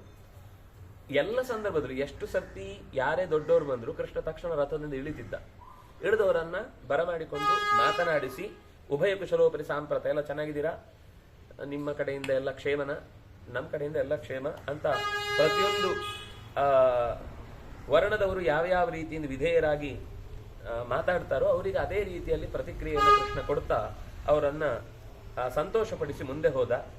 ಜೊತೆಗೆ ಆ ಋಷಿಗಳಿಗೆಲ್ಲ ಕೃಷ್ಣ ಪ್ರಶ್ನೆ ಕೇಳಿದಂತೆ, ನಿಮ್ಮ ಧರ್ಮಾನುಷ್ಠಾನ ಎಲ್ಲ ಚೆನ್ನಾಗಿ ಆಗ್ತಿದ್ಯಾ, ಪಿತೃಕಾರ್ಯ, ದೇವಕಾರ್ಯ, ಋಷಿ ಪ್ರೀತ್ಯರ್ಥವಾದ ಕರ್ತವ್ಯಗಳೆಲ್ಲ ಪೂರ್ವಜರಿಗೆಲ್ಲ ಬೇಕಿರುವಂತದ್ದನ್ನೆಲ್ಲ ನೀವು ಚೆನ್ನಾಗಿ ಮಾಡ್ತಾ ಇದ್ರೆ, ಯಾವಾಗ್ಲೂ ನಾವು ಯಾರಾದ್ರೂ ಸಿಕ್ಕಿದ್ರೆ ಮಾಡ್ಬೇಕಾದ ಪ್ರಶ್ನೆ ಇದು. ನಾವಿದು ಬಿಟ್ಟೇ ಬಿಟ್ಟಿದೀವಿ, ಇದು ಕೇಳುದು. ಎಷ್ಟು ಜಪ ಮಾಡ್ತೀವಿ ಅಂತ ಕೇಳಲ್ಲ, ಎಷ್ಟು ಅಧ್ಯಯನ ಆಯ್ತು ಅಂತ ಕೇಳಲ್ಲ, ಎಷ್ಟು ಸಾಧನೆ ಮುಂದುವರಿತಾ ಇದೆ, ಏನು ನಿಮ್ಮ ಅಂತರಂಗದ ದಾರಿಯಲ್ಲಿ ಮುಂದುವರಿಯುವುದು, ಈ ಪ್ರಶ್ನೆಗಳೇ ಬರಲ್ಲ ನನಗೆ. ಆದ್ರೆ ಕೃಷ್ಣ ಅವರನ್ನ ಪ್ರಶ್ನೆ ಕೇಳಿದ್ದು ಹೀಗೆ. ಆಗ ಅವರೆಲ್ಲ ನಿನ್ನ ಅನುಗ್ರಹದಿಂದ ಇದೆಲ್ಲ ಸಾಧ್ಯ ಆಗಿದೆ. ಮತ್ತೆ ಇದಕ್ಕೆಲ್ಲ ಉತ್ತರ ಕೊಟ್ಟ ಮೇಲೆ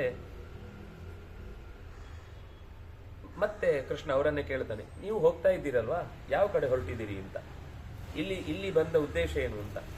ಆಗ ಅವ್ರು ಹೇಳ್ತಾರೆ, ನೀನೆಲ್ಲೋ ಹೋಗ್ತಿದ್ದೆ ಅಲ್ಲೇ ನಮ್ದು ಅಂತ, ನೀನು ಹೋಗುವ ದಾರಿಯೇ ನಮ್ದು, ಯಾರೆಲ್ಲ ಇದ್ರು ಅಂತ ಒಂದಿಷ್ಟು ಉದ್ದದ ಲಿಸ್ಟ್ ಹೇಳ್ತಾರೆ ಅವರು. ಕೃಷ್ಣ ಅವರೆಲ್ಲರ ಹತ್ರ ಮಾತಾಡ್ತಾನೆ. ಅಥರ್ವಶಿರಸ್, ಸರ್ಪಮಾಲಿ, ದೇವಲ, ಅರ್ವಾವಸು, ಸುಜಾನು, ಮೈತ್ರೇಯ, ಶುನಕ, ಬಲಿ, ಬಕ, ದಾಲ್ಭ್ಯ, ಸ್ಥೂಲಶಿರಸ್, ಕೃಷ್ಣದ್ವೈಪಾಯನ ಅಂದ್ರೆ ವೇದವ್ಯಾಸರು ಅಲ್ಲೇ ಇದ್ದಾರೆ. ಅಪೋದ, ಅಪೋದ ಅಂದ್ರೆ ಧೌಮ್ಯ, ಇನ್ನೊಬ್ಬ ಧೌಮ್ಯ ಇದ್ದಾನೆ. ಅಣಿಮಾಂಡವ್ಯ, ಕೌಶಿಕ, ದಾಮೋಷ್ಣೀಶ, ತ್ರಿಶವರ್ಣ, ಪರ್ಣಾದನು, ಘಟಜಾನು, ಮೌಂಜಾಯನನ, ವಾಯುಭಕ್ಷ, ಪರಾಶರರ ಇನ್ನೊಬ್ಬ ಪುತ್ರ, ಜೊತೆಗೆ ಶಾಲಿಕ, ಶೀಲವಂತ, ಅಶನಿ, ದಾತೃ, ಶೂನ್ಯಪಾಲ, ಅಕೃತವರ್ಣ, ಶ್ವೇತಕೇತು, ಕಹೋಣ, ಇಷ್ಟುದ್ದ ಲಿಸ್ಟ್ ಇದೆ. ಈ ಎಲ್ಲ ಮಹಾ ತಪಸ್ವಿಗಳು ಕೃಷ್ಣನನ್ನು ಕೂಡಿಕೊಂಡ್ರು. ಕೃಷ್ಣನ ಜೊತೆಗೆ ಸಿಕ್ಕಿದ್ದು ಆ ಅವಕಾಶವನ್ನು ಬಿಡ್ತಾರ ಅವರು. ದೇವರು ಎದುರುಗಡೆ ಬಂದು ಮಾತಾಡಿಸ್ಲಿಕ್ಕೆ ಸಿಗ್ತಾನೆ ಅಂದ್ರೆ ಎಲ್ಲರೂ ಮಾತಾಡಿದ್ರು. ಅದರಲ್ಲಿ ಅಕೃತವರ್ಣರ ಗುರುಗಳು ಇದ್ರು. ಪರಶುರಾಮನು ಬಂದ್ಬಿಟ್ಟಿದ್ದ ಅಲ್ಲಿಗೆ. ಒಂದ್ ಕಡೆಯಿಂದ ಪರಶುರಾಮ, ಇನ್ನೊಂದ್ ಕಡೆಯಿಂದ ವೇದವ್ಯಾಸ, ಇನ್ನೊಂದ್ ಕಡೆಯಿಂದ ಕೃಷ್ಣ. ಹಬ್ಬವೋ ಹಬ್ಬ ಋಷಿಗಳಿಗೆ. ಜೊತೆಗೆ ಕೃಷ್ಣನನ್ನ ಪ್ರೀತಿಯಿಂದ ಪರಶುರಾಮ ಬಂದು ಗಟ್ಟಿಯಾಗಿ ಅಪ್ಪಿಕೊಂಡ ಅಂತ. ಖುಷಿ ಆಯ್ತು ನಿನ್ನನ್ನು ನೋಡಿ. ಫೀಲ್ಡ್ ಅಲ್ಲಿ ಇದ್ದಿ ನೀನು, ಯಾಕಂದ್ರೆ ನಾನು ಹಿಂದೆ ಈ ಫೀಲ್ಡ್ ಅಲ್ಲಿ ಕೆಲಸ ಮಾಡಿದವನು ತುಂಬಾ. ಈಗ ನೀನ್ ಫೀಲ್ಡ್ ಅಲ್ಲಿ ಇದ್ದೆ, ನಿನಗೆ ಈ ಜವಾಬ್ದಾರಿಯನ್ನು ಕೊಟ್ಟಿದ್ದೇನೆ ನಾನು, ಮುಂದುವರಿಸು.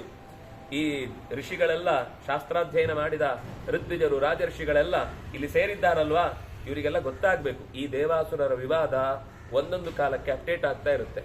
ಆಗಿನ ಕಾಲದಲ್ಲಿ ಕೋಡು ದಾಡೆ ಎಲ್ಲ ಹಿಡ್ಕೊಂಡು ಬರ್ತಿದ್ರೆ ಈಗ ರಾಜರಾಗಿ ಬಂದಿದ್ದಾರೆ. ಆದ್ರೆ ಅವರು ಕೂಡ ರಾಕ್ಷಸರಾಗಿ ಭೂಮಿಯಲ್ಲಿ ಅನರ್ಥಗಳನ್ನು ಮಾಡ್ಲಿಕ್ಕೆ ಬಂದಿದ್ದಾರೆ. ಹಾಗಾಗಿ ಒಂದು ಕಾಲದಿಂದ ಮತ್ತೊಂದು ಕಾಲಕ್ಕೆ ಬದಲಾಗಿ ತಮ್ಮ ರೂಪವನ್ನು ಬದಲಿಸಿಕೊಂಡು ಬಂದರೂ ಕೂಡ ಅವರಿಗೆ ಸಜ್ಜನ ದುರ್ಜನ ಸಂಗ್ರಾಮದ ಮಧ್ಯದಲ್ಲಿ, ಅದು ಆಗ ದೈತ್ಯರು ದೇವತೆಗಳು ಅಂತ ಆದದ್ದು ಈಗ ಸಜ್ಜನ ದುರ್ಜನ ಅಂತ ಆಗುವ ಸ್ಥಿತಿಗೆ ಬಂದಾಗಲೂ ಅವರಿಗೆ ಆಗ್ಬೇಕಾದ ಶಿಕ್ಷೆಯನ್ನ ಮಾಡಲೇಬೇಕು. ಕೌರವರ ಸಭೆಯಲ್ಲಿ ನಾನಾ ದೇಶದಿಂದ ಕ್ಷತ್ರಿಯ ಸಮೂಹ ಬರುತ್ತೆ. ಅಲ್ಲಿ ನಡೆಯುವ ಮಂತ್ರಾಲೋಚನೆ, ಅವರವರಿ ಒಳಗೆ ಇರುವಂತಹ ಮಾನಸಿಕ ತುಮುಲಗಳು, ಇದೆಲ್ಲದರ ನಡುವೆ ನಿನ್ನನ್ನು ನೋಡಬೇಕು ಅನ್ನುವ ತೀವ್ರವಾದ ಬಯಕೆಯಿಂದ ಅವರು ಬರ್ತಾರೆ.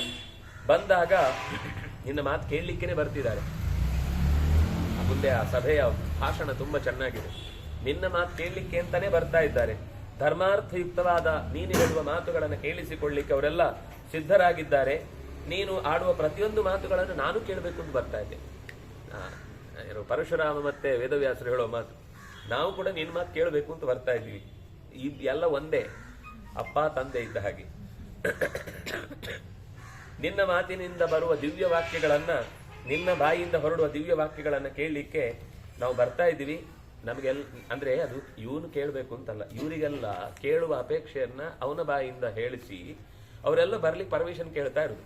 ವಸುತಃ ಪರಶುರಾಮನಿಗೇನು ಅಂತ ಒಂದು ಉದ್ದೇಶ ಏನು ಅಂದ್ರೆ, ಅಂತ ಸಭೆಯಲ್ಲಿ ಪರಶುರಾಮ ಇದ್ದಾಗ್ಲೂ ಯಾರು ಧೃತರಾಷ್ಟ್ರ ಮಾತು ಕೇಳಿಸ್ಕೊಳ್ಳಿಲ್ಲ ಅಂತ ಒಂದು ಅರ್ಥ ಆಗ್ಬೇಕು ಜನಗಳಿಗೆ. ಪರಶುರಾಮ ಇದ್ದ, ವೇದವ್ಯಾಸರು ಇದ್ರು, ಕೃಷ್ಣ ಇದ್ದ, ಇಷ್ಟೆಲ್ಲ ಬುದ್ಧಿವಾದವನ್ನು ಹೇಳುವ ದೊಡ್ಡವರಿದ್ದಾಗ್ಲೂ ಕೂಡ ದುರ್ಯೋಧನ ಹಿಂದೆ ತೆಗಿಲಿಲ್ಲ, ತನ್ನ ಮಾತನ್ನ ಹಿಂದೆ ಸರಿಸಲಿಲ್ಲ ಅನ್ನೋದನ್ನ ತಿಳಿಸ್ಲಿಕ್ಕೋಸ್ಕರ ಇವರೆಲ್ಲರೂ ಬರಬೇಕು ಅಂತಿದ್ದಾರಪ್ಪ ನಿನ್ ಜೊತೆಗೆ, ಅವರು ಅಲ್ಲಿ ಸಭೆಯಲ್ಲಿ ಭಾಗವಹಿಸಬೇಕು ಅಂತ ಆಸೆ.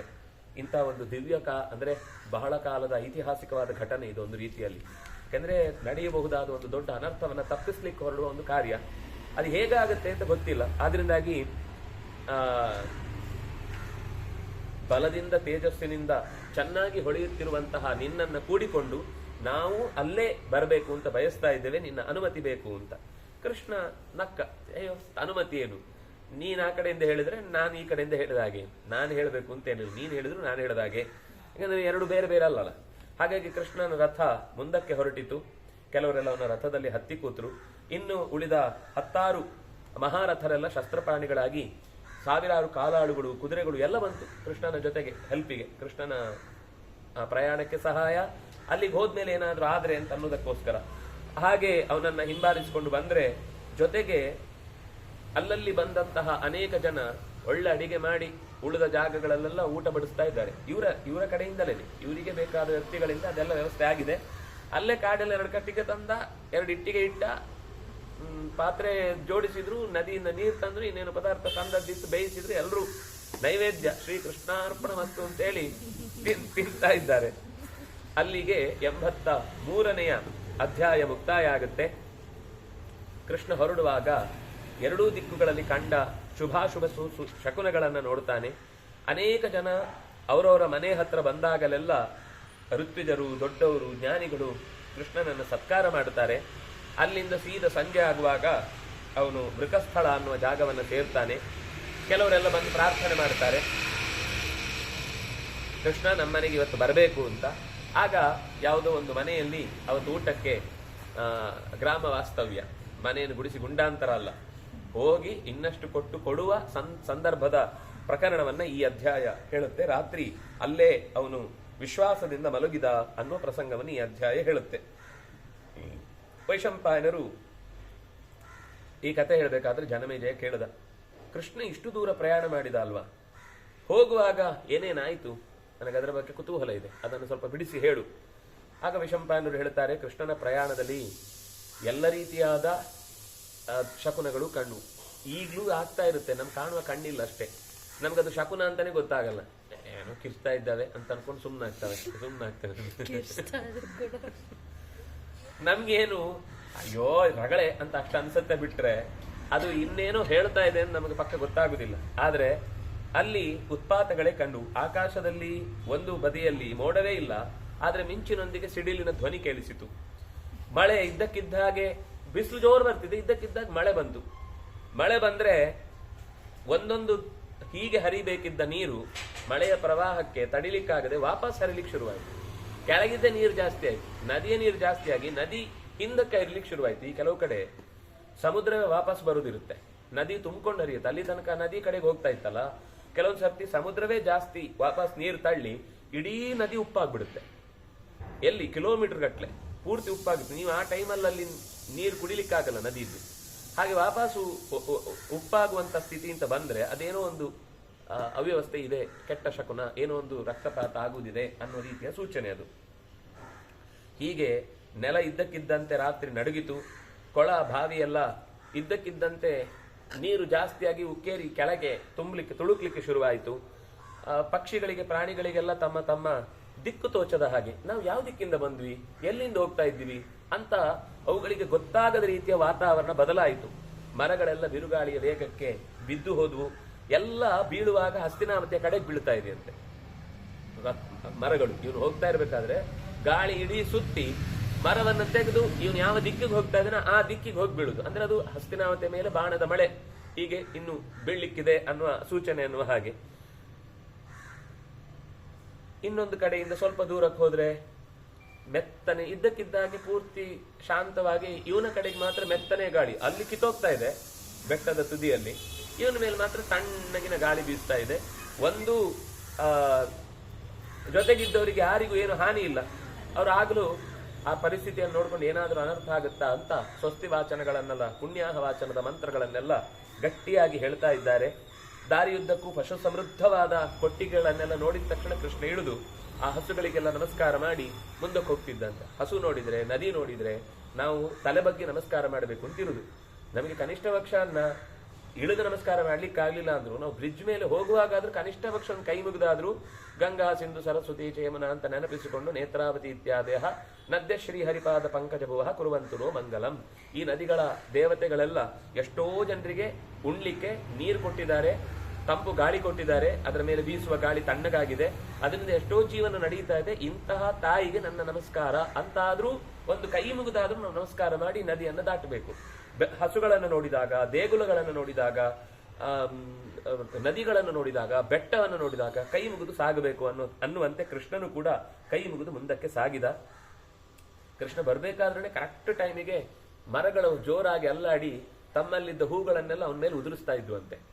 ಇಷ್ಟ ಕೃಷ್ಣ ಬಂದಾದ್ರೆ ನಮ್ಮ ಜೀವನದ ಸಾರ್ಥಕ್ಯ. ಕೃಷ್ಣನ ಮೈ ಮೇಲೆ ಒಂದು ಎಲೆ, ಒಂದು ಹೂವಿನ ಗರಿ ಬಿತ್ತು ಅಂದ್ರೆ, ಒಂದು ದಳ ಬಿತ್ತು ಅಂದ್ರೆ ನಮ್ಮ ಬದುಕು ಸಾರ್ಥಕವಾಯಿತು ಅಂತ ಅನ್ನುವ ಹಾಗೆ ಅವುಗಳೆಲ್ಲ ಪುಷ್ಪವೃಕ್ಷವನ್ನ ಗರಿತಾ ಇದ್ವು. ಕೃಷ್ಣ ಹಾದು ಹೋಗುವಾಗ ಬರುವ ಜನಗಳಿಗೆ ಗೊತ್ತಾಗಿ ಕೃಷ್ಣ ಬರ್ತಾ ಇದ್ದಾನೆಂದಾಗ ರಸ್ತೆ ಎಲ್ಲ ಶುದ್ಧವಾಗಿಬಿಡ್ತಿತ್ತಂತೆ. ಸ್ವಲ್ಪ ದೂರ ಬರುವಷ್ಟರಲ್ಲಿ ಕಲ್ಲು ಮುಳ್ಳುಗಳನ್ನೆಲ್ಲ ತೆಗೆದು ಕ್ಲೀನ್ ಮಾಡಿ ತಾವೇ ರಂಗವಲ್ಲಿ ಹಾಕಿ ರೆಡಿ ಮಾಡ್ತಾ ಇದ್ದಾರೆ. ಅಲ್ಲಲ್ಲಿ ಮನೆಗಳಲ್ಲಿ ಮಧುಪರ್ಕಗಳನ್ನ ಕೃಷ್ಣನಿಗೋಸ್ಕರ ಸಿದ್ಧಪಡಿಸಿ ಕೊಡ್ತಾ ಇದ್ದಾರೆ. ಒಳ್ಳೊಳ್ಳೆಯ ಸುವಾಸನೆಯ ಹೂಗಳನ್ನ ಹೆಣ್ಮಕ್ಕಳೆಲ್ಲ ಕೃಷ್ಣನ ಮೇಲೆ ಕೆಲವರೆಲ್ಲ ಬಾಲ್ಕನಿಯಿಂದ ಹಾಕ್ತಾ ಇದ್ದಾರೆ, ಕೆಲವರೆಲ್ಲ ಮನೆ ಮುಂದಿಂದ ಅವನಿಗೆ ಚೆಲ್ತಾ ಇದ್ದಾರೆ. ಎಲ್ಲೋ ನೋಡೋದು ಹಂಗನ್ಸುತ್ತಲ್ಲ ಒಂದೊಂದ್ಸಲ ನಮ್ಮ ಈಗ ಮಧ್ಯದಲ್ಲಿ.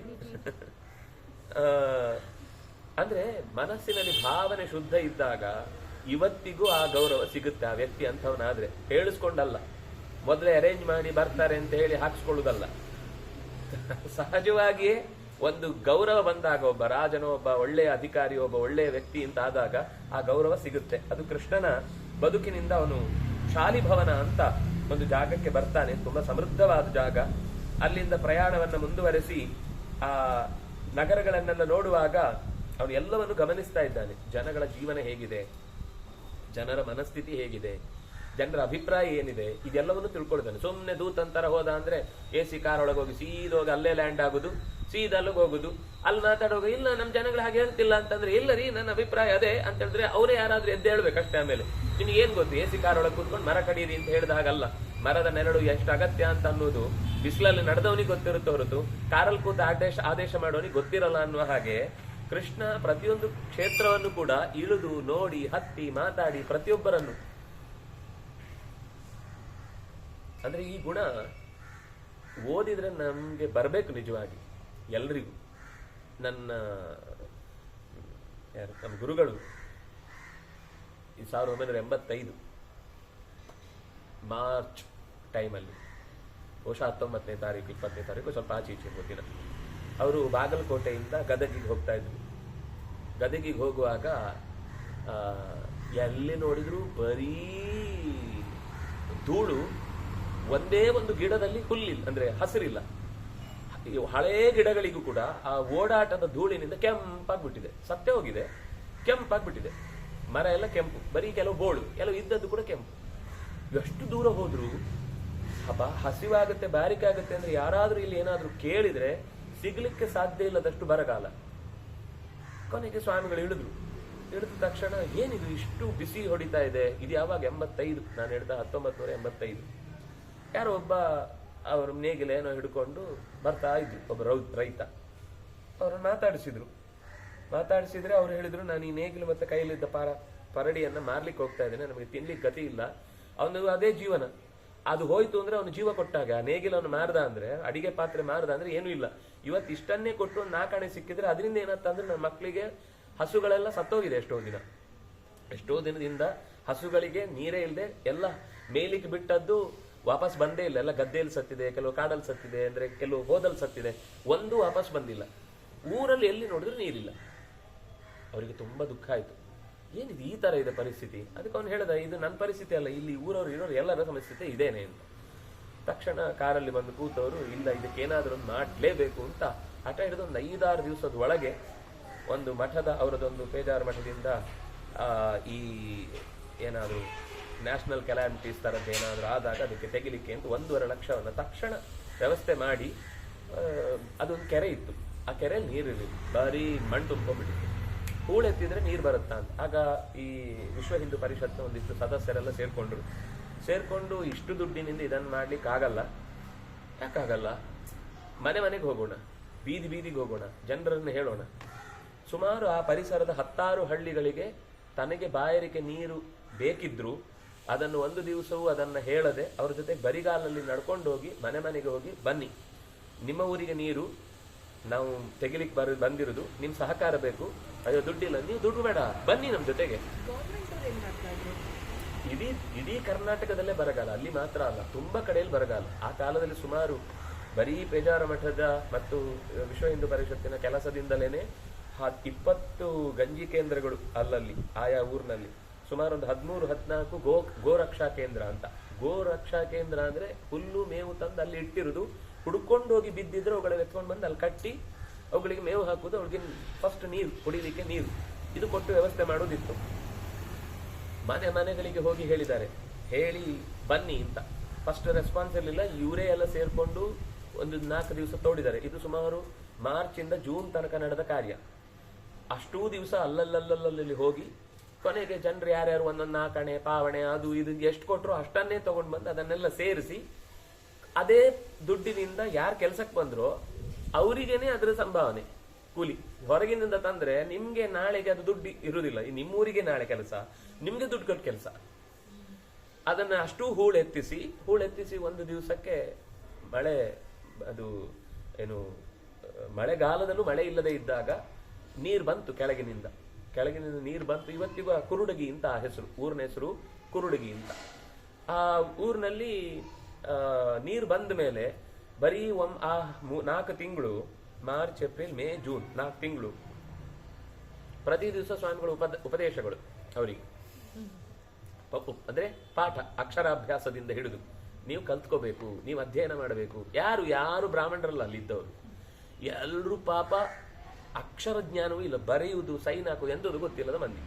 ಅವರಿಗೆಲ್ಲ ಜೀವನದ ಮೌಲ್ಯದ ಕಥೆಗಳನ್ನೆಲ್ಲ ಹೇಳಿ ನೀವು ಪರಸ್ಪರ ಸಹಕಾರದಿಂದ ಬದುಕಬೇಕು. ಅವ್ರ ಕಡೆಗಲ್ವಾ ನಾಳೆ ನಿಮ್ಮೂರಿಗೂ ಇದೇ ಸಮಸ್ಯೆ ಬರುತ್ತೆ, ನಿಮ್ಮ ಜನಕ್ಕೂ ಇದೇ ತರದ ತೊಂದರೆ ಬರುತ್ತೆ. ಹಾಗೆ ಎಲ್ಲರೂ ಸೇರಿ ಈ ಕೆಲಸ ಮಾಡಬೇಕು ಅಂತ ಹೇಳಿ ಆ ವ್ಯಕ್ತಿ ಹೇಳಿದ್ದಲ್ಲೊಬ್ರು, ಯಾರೋ ಅವರ ಹೆಸರೇನು ಬರ್ತದೆ, ಕೇವಲ ಅದು ಹೂಳೆತ್ತಿದ್ದು ಕೆರೆಯಿಂದಲ್ಲ ಅವರ ಹೃದಯದಿಂದ ಅಂತ. ಅಲ್ಲಿ ತನಕ ಒಂದು ಉಳಿತಾಯದ ವ್ಯವಸ್ಥೆ ಇರ್ತಿಲ್ಲಂತೆ.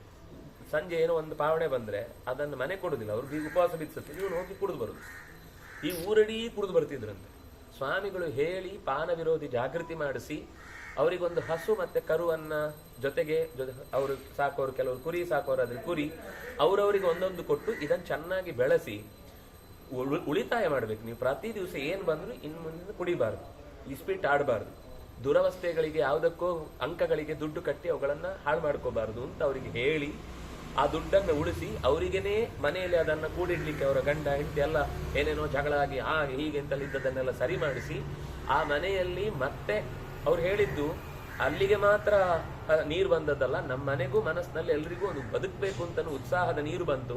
ಇದು ನಾವು ಗುರುಗಳಿಂದ ಕಲ್ತಂತಹ ಪಾಠ ಅಂತ. ಹಾಗೆ 6 ತಿಂಗಳಾದ್ಮೇಲೆ ಅದು ಬಹುಶಃ ಜೂನ್ನ ಕೊನೆಯಲ್ಲಿ ನೀರು ಬಂದಾಗ ಅದ್ರ ಉದ್ಘಾಟನೆ ಮಾಡಿಸಿ ಊರವರಿಗೇನೆ.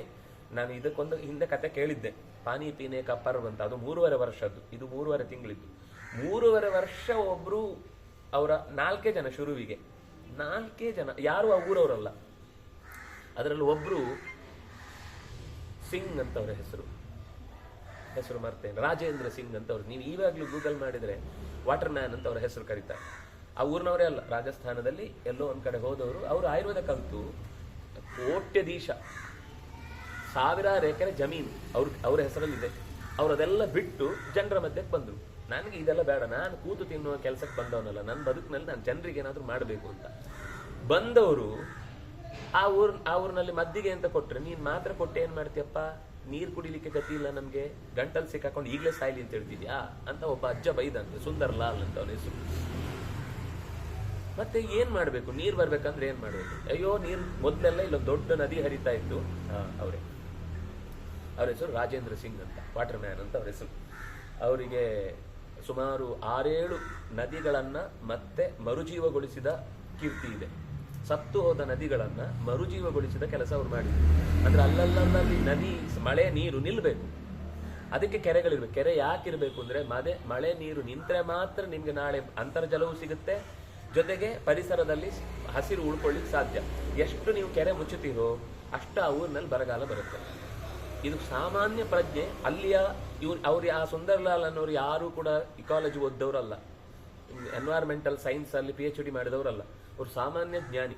ಆದ್ರೆ ಅವರು ಹೇಳಿದ ಮಾತನ್ನ ತಿಳ್ಕೊಂಡು ಸುಮಾರು ಆ 4 ಜನ, ಅವ್ರು 4 ಜನ ಅಂದ್ರೆ ಎಲ್ಲ ಇಂಥವ್ರೆ, ಎಡವಟ್ಟುಗಳು ಎಲ್ಲ ಮನೆ ಬಿಟ್ಟು ಬಂದವರು. ಒಬ್ಬ ಇಂಜಿನಿಯರು, ಒಬ್ಬ ಡಾಕ್ಟ್ರು, ಒಬ್ರು ಇಂಥವ್ರು, ಇನ್ನೊಬ್ರು ಏನೋ ಇನ್ನೊಂದ್ ತರದವರು. ಅವ್ರು 4 ಜನ ಸೇರಿ ಅಲ್ಲಿ ಹುಚ್ಚು ತರ ಜನ ನೋಡಿದಾರೆ ಅವರನ್ನ. ಯಾರು ಬಂದ್ರು ಅವರು 4 ಜನ ಹಳ್ಳ ತೋಡ್ತಾ ಇದ್ದಾರೆ. ತೋಡಿದ್ರು ಇವರೆಲ್ಲ ನಗ್ತಿದ್ರು, ಇವರು ಹುಚ್ಚ ಬಂದಿದ್ದಾರೆ ಇವರು ಅಂತ. ಸುಮಾರು 6-8 ತಿಂಗಳು ಹೀಗೆ ಮಾಡಿದಾಗ ಒಂದೇ ಮಳೆಗೆ ಅದು ಬಂದದ್ದನ್ನ ಹೊರಗೆ ಹೋಗೋದಕ್ಕೆ ತಡೆಗೋಡೆ ಮಾಡಿ ಇಟ್ಟು ಬಿಟ್ರು.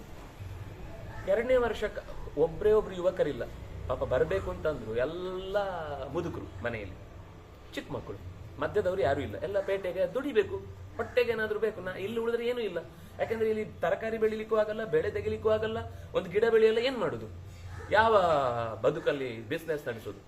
ಹಾಗೆ ಹೋದವರು ನೆಕ್ಸ್ಟ್ ಸರ್ತಿ ಒಂದ್ಸರ್ತಿ ಹಳ್ಳಿಗೆ ಅಂತ ಬಂದಾಗ ಇವರೆಲ್ಲ ಒಂದ್ಸರ್ತಿ ಕರೆದು, ನೀವು ಈ ಕೆಲಸಕ್ಕೆ ಬನ್ನಿ, ಮುಂದೆ ನಿಮ್ಗೇನೆ ಈ ಕೆಲಸ ಆಗುತ್ತೆ ಅಂತ. ಆಮೇಲೆ ಸುಮಾರು 1000 ಜನ ಸೇರಿ 3.5 ವರ್ಷ ಆದ್ಮೇಲೆ ಆ ಮಳೆ ಒಂದ್ಸರ್ತಿ ಬಂದಾಗ ಇಡೀ ಕೆರೆ ತುಂಬಿತ್ತು.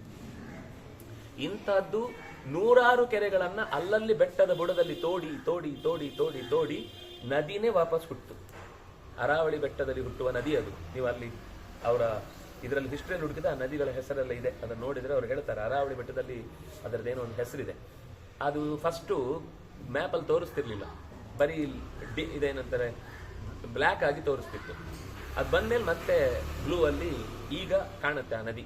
ನೀವು ಹಳೆಯ ಕಾಲದ್ದು ನೋಡಿದ್ರೆ ಆಗದ ಮ್ಯಾಪ್ಗಳಲ್ಲಿ ಬತ್ತಿದ ನದಿಗಳಿಗೆ ಬೇರೆ ಒಂದು ಚಿಹ್ನೆ ಇರುತ್ತೆ, ಅದು ಇರಲಿಲ್ಲ. ಅದು ಮತ್ತೆ ವಾಪಸ್ ಬರುವ ಹಾಗೆ ಮಾಡಿದ್ದು. ಹಾಗೆ ಸ್ವಾಮಿಗಳು ಆ ಜನರನ್ನ ಭೇಟಿಯಾದಾಗ ಒಂದು ಕೇಳಿ ಮಾತಾಡಿಸಿ ಅವರ ಕಷ್ಟ ಸುಖಗಳನ್ನು ತಿಳ್ಕೊಳ್ಳೋದು ಅಂತಿದೆ. ಇದು ಒಂದು ಕಡೆ ಅಲ್ಲ, ಹೀಗೆ ಹೋದಲ್ಲೆಲ್ಲ ಅವ್ರು ಫಸ್ಟ್ ಯಾರನ್ನಾದ್ರೂ ಸಿಕ್ಕಿದ್ರೆ ಏನು, ಹೇಗ್ ನಡೀತಾ ಇದೆ, ಎಲ್ಲ ಚೆನ್ನಾಗಾಗ್ತಿದ್ಯಾ ಅಂತ ಕೇಳಿ, ಇದು ಒಬ್ಬ ರಾಜ ಮಾಡಬೇಕಾದ ಕೆಲಸ. ಆದ್ರೆ ಅವರಿಗೆ ಆ ಕೃಷ್ಣನನ್ನ ರಾಮನನ್ನ ಓದಿದ್ರ ಪರಿಣಾಮ ಪ್ರತಿಯೊಬ್ಬರ ಹತ್ರನೂ ಕೇಳ್ತಿದ್ರು, ಹೇಗಾಗ್ತಿದೆ, ಏನ್ ಮಾಡ್ತಾ ಇದ್ರಿ, ಏನ್ ನಡೀತಾ ಇದೆ, ಎಲ್ಲ ಸೌಖ್ಯ ಇದೆಯಾ.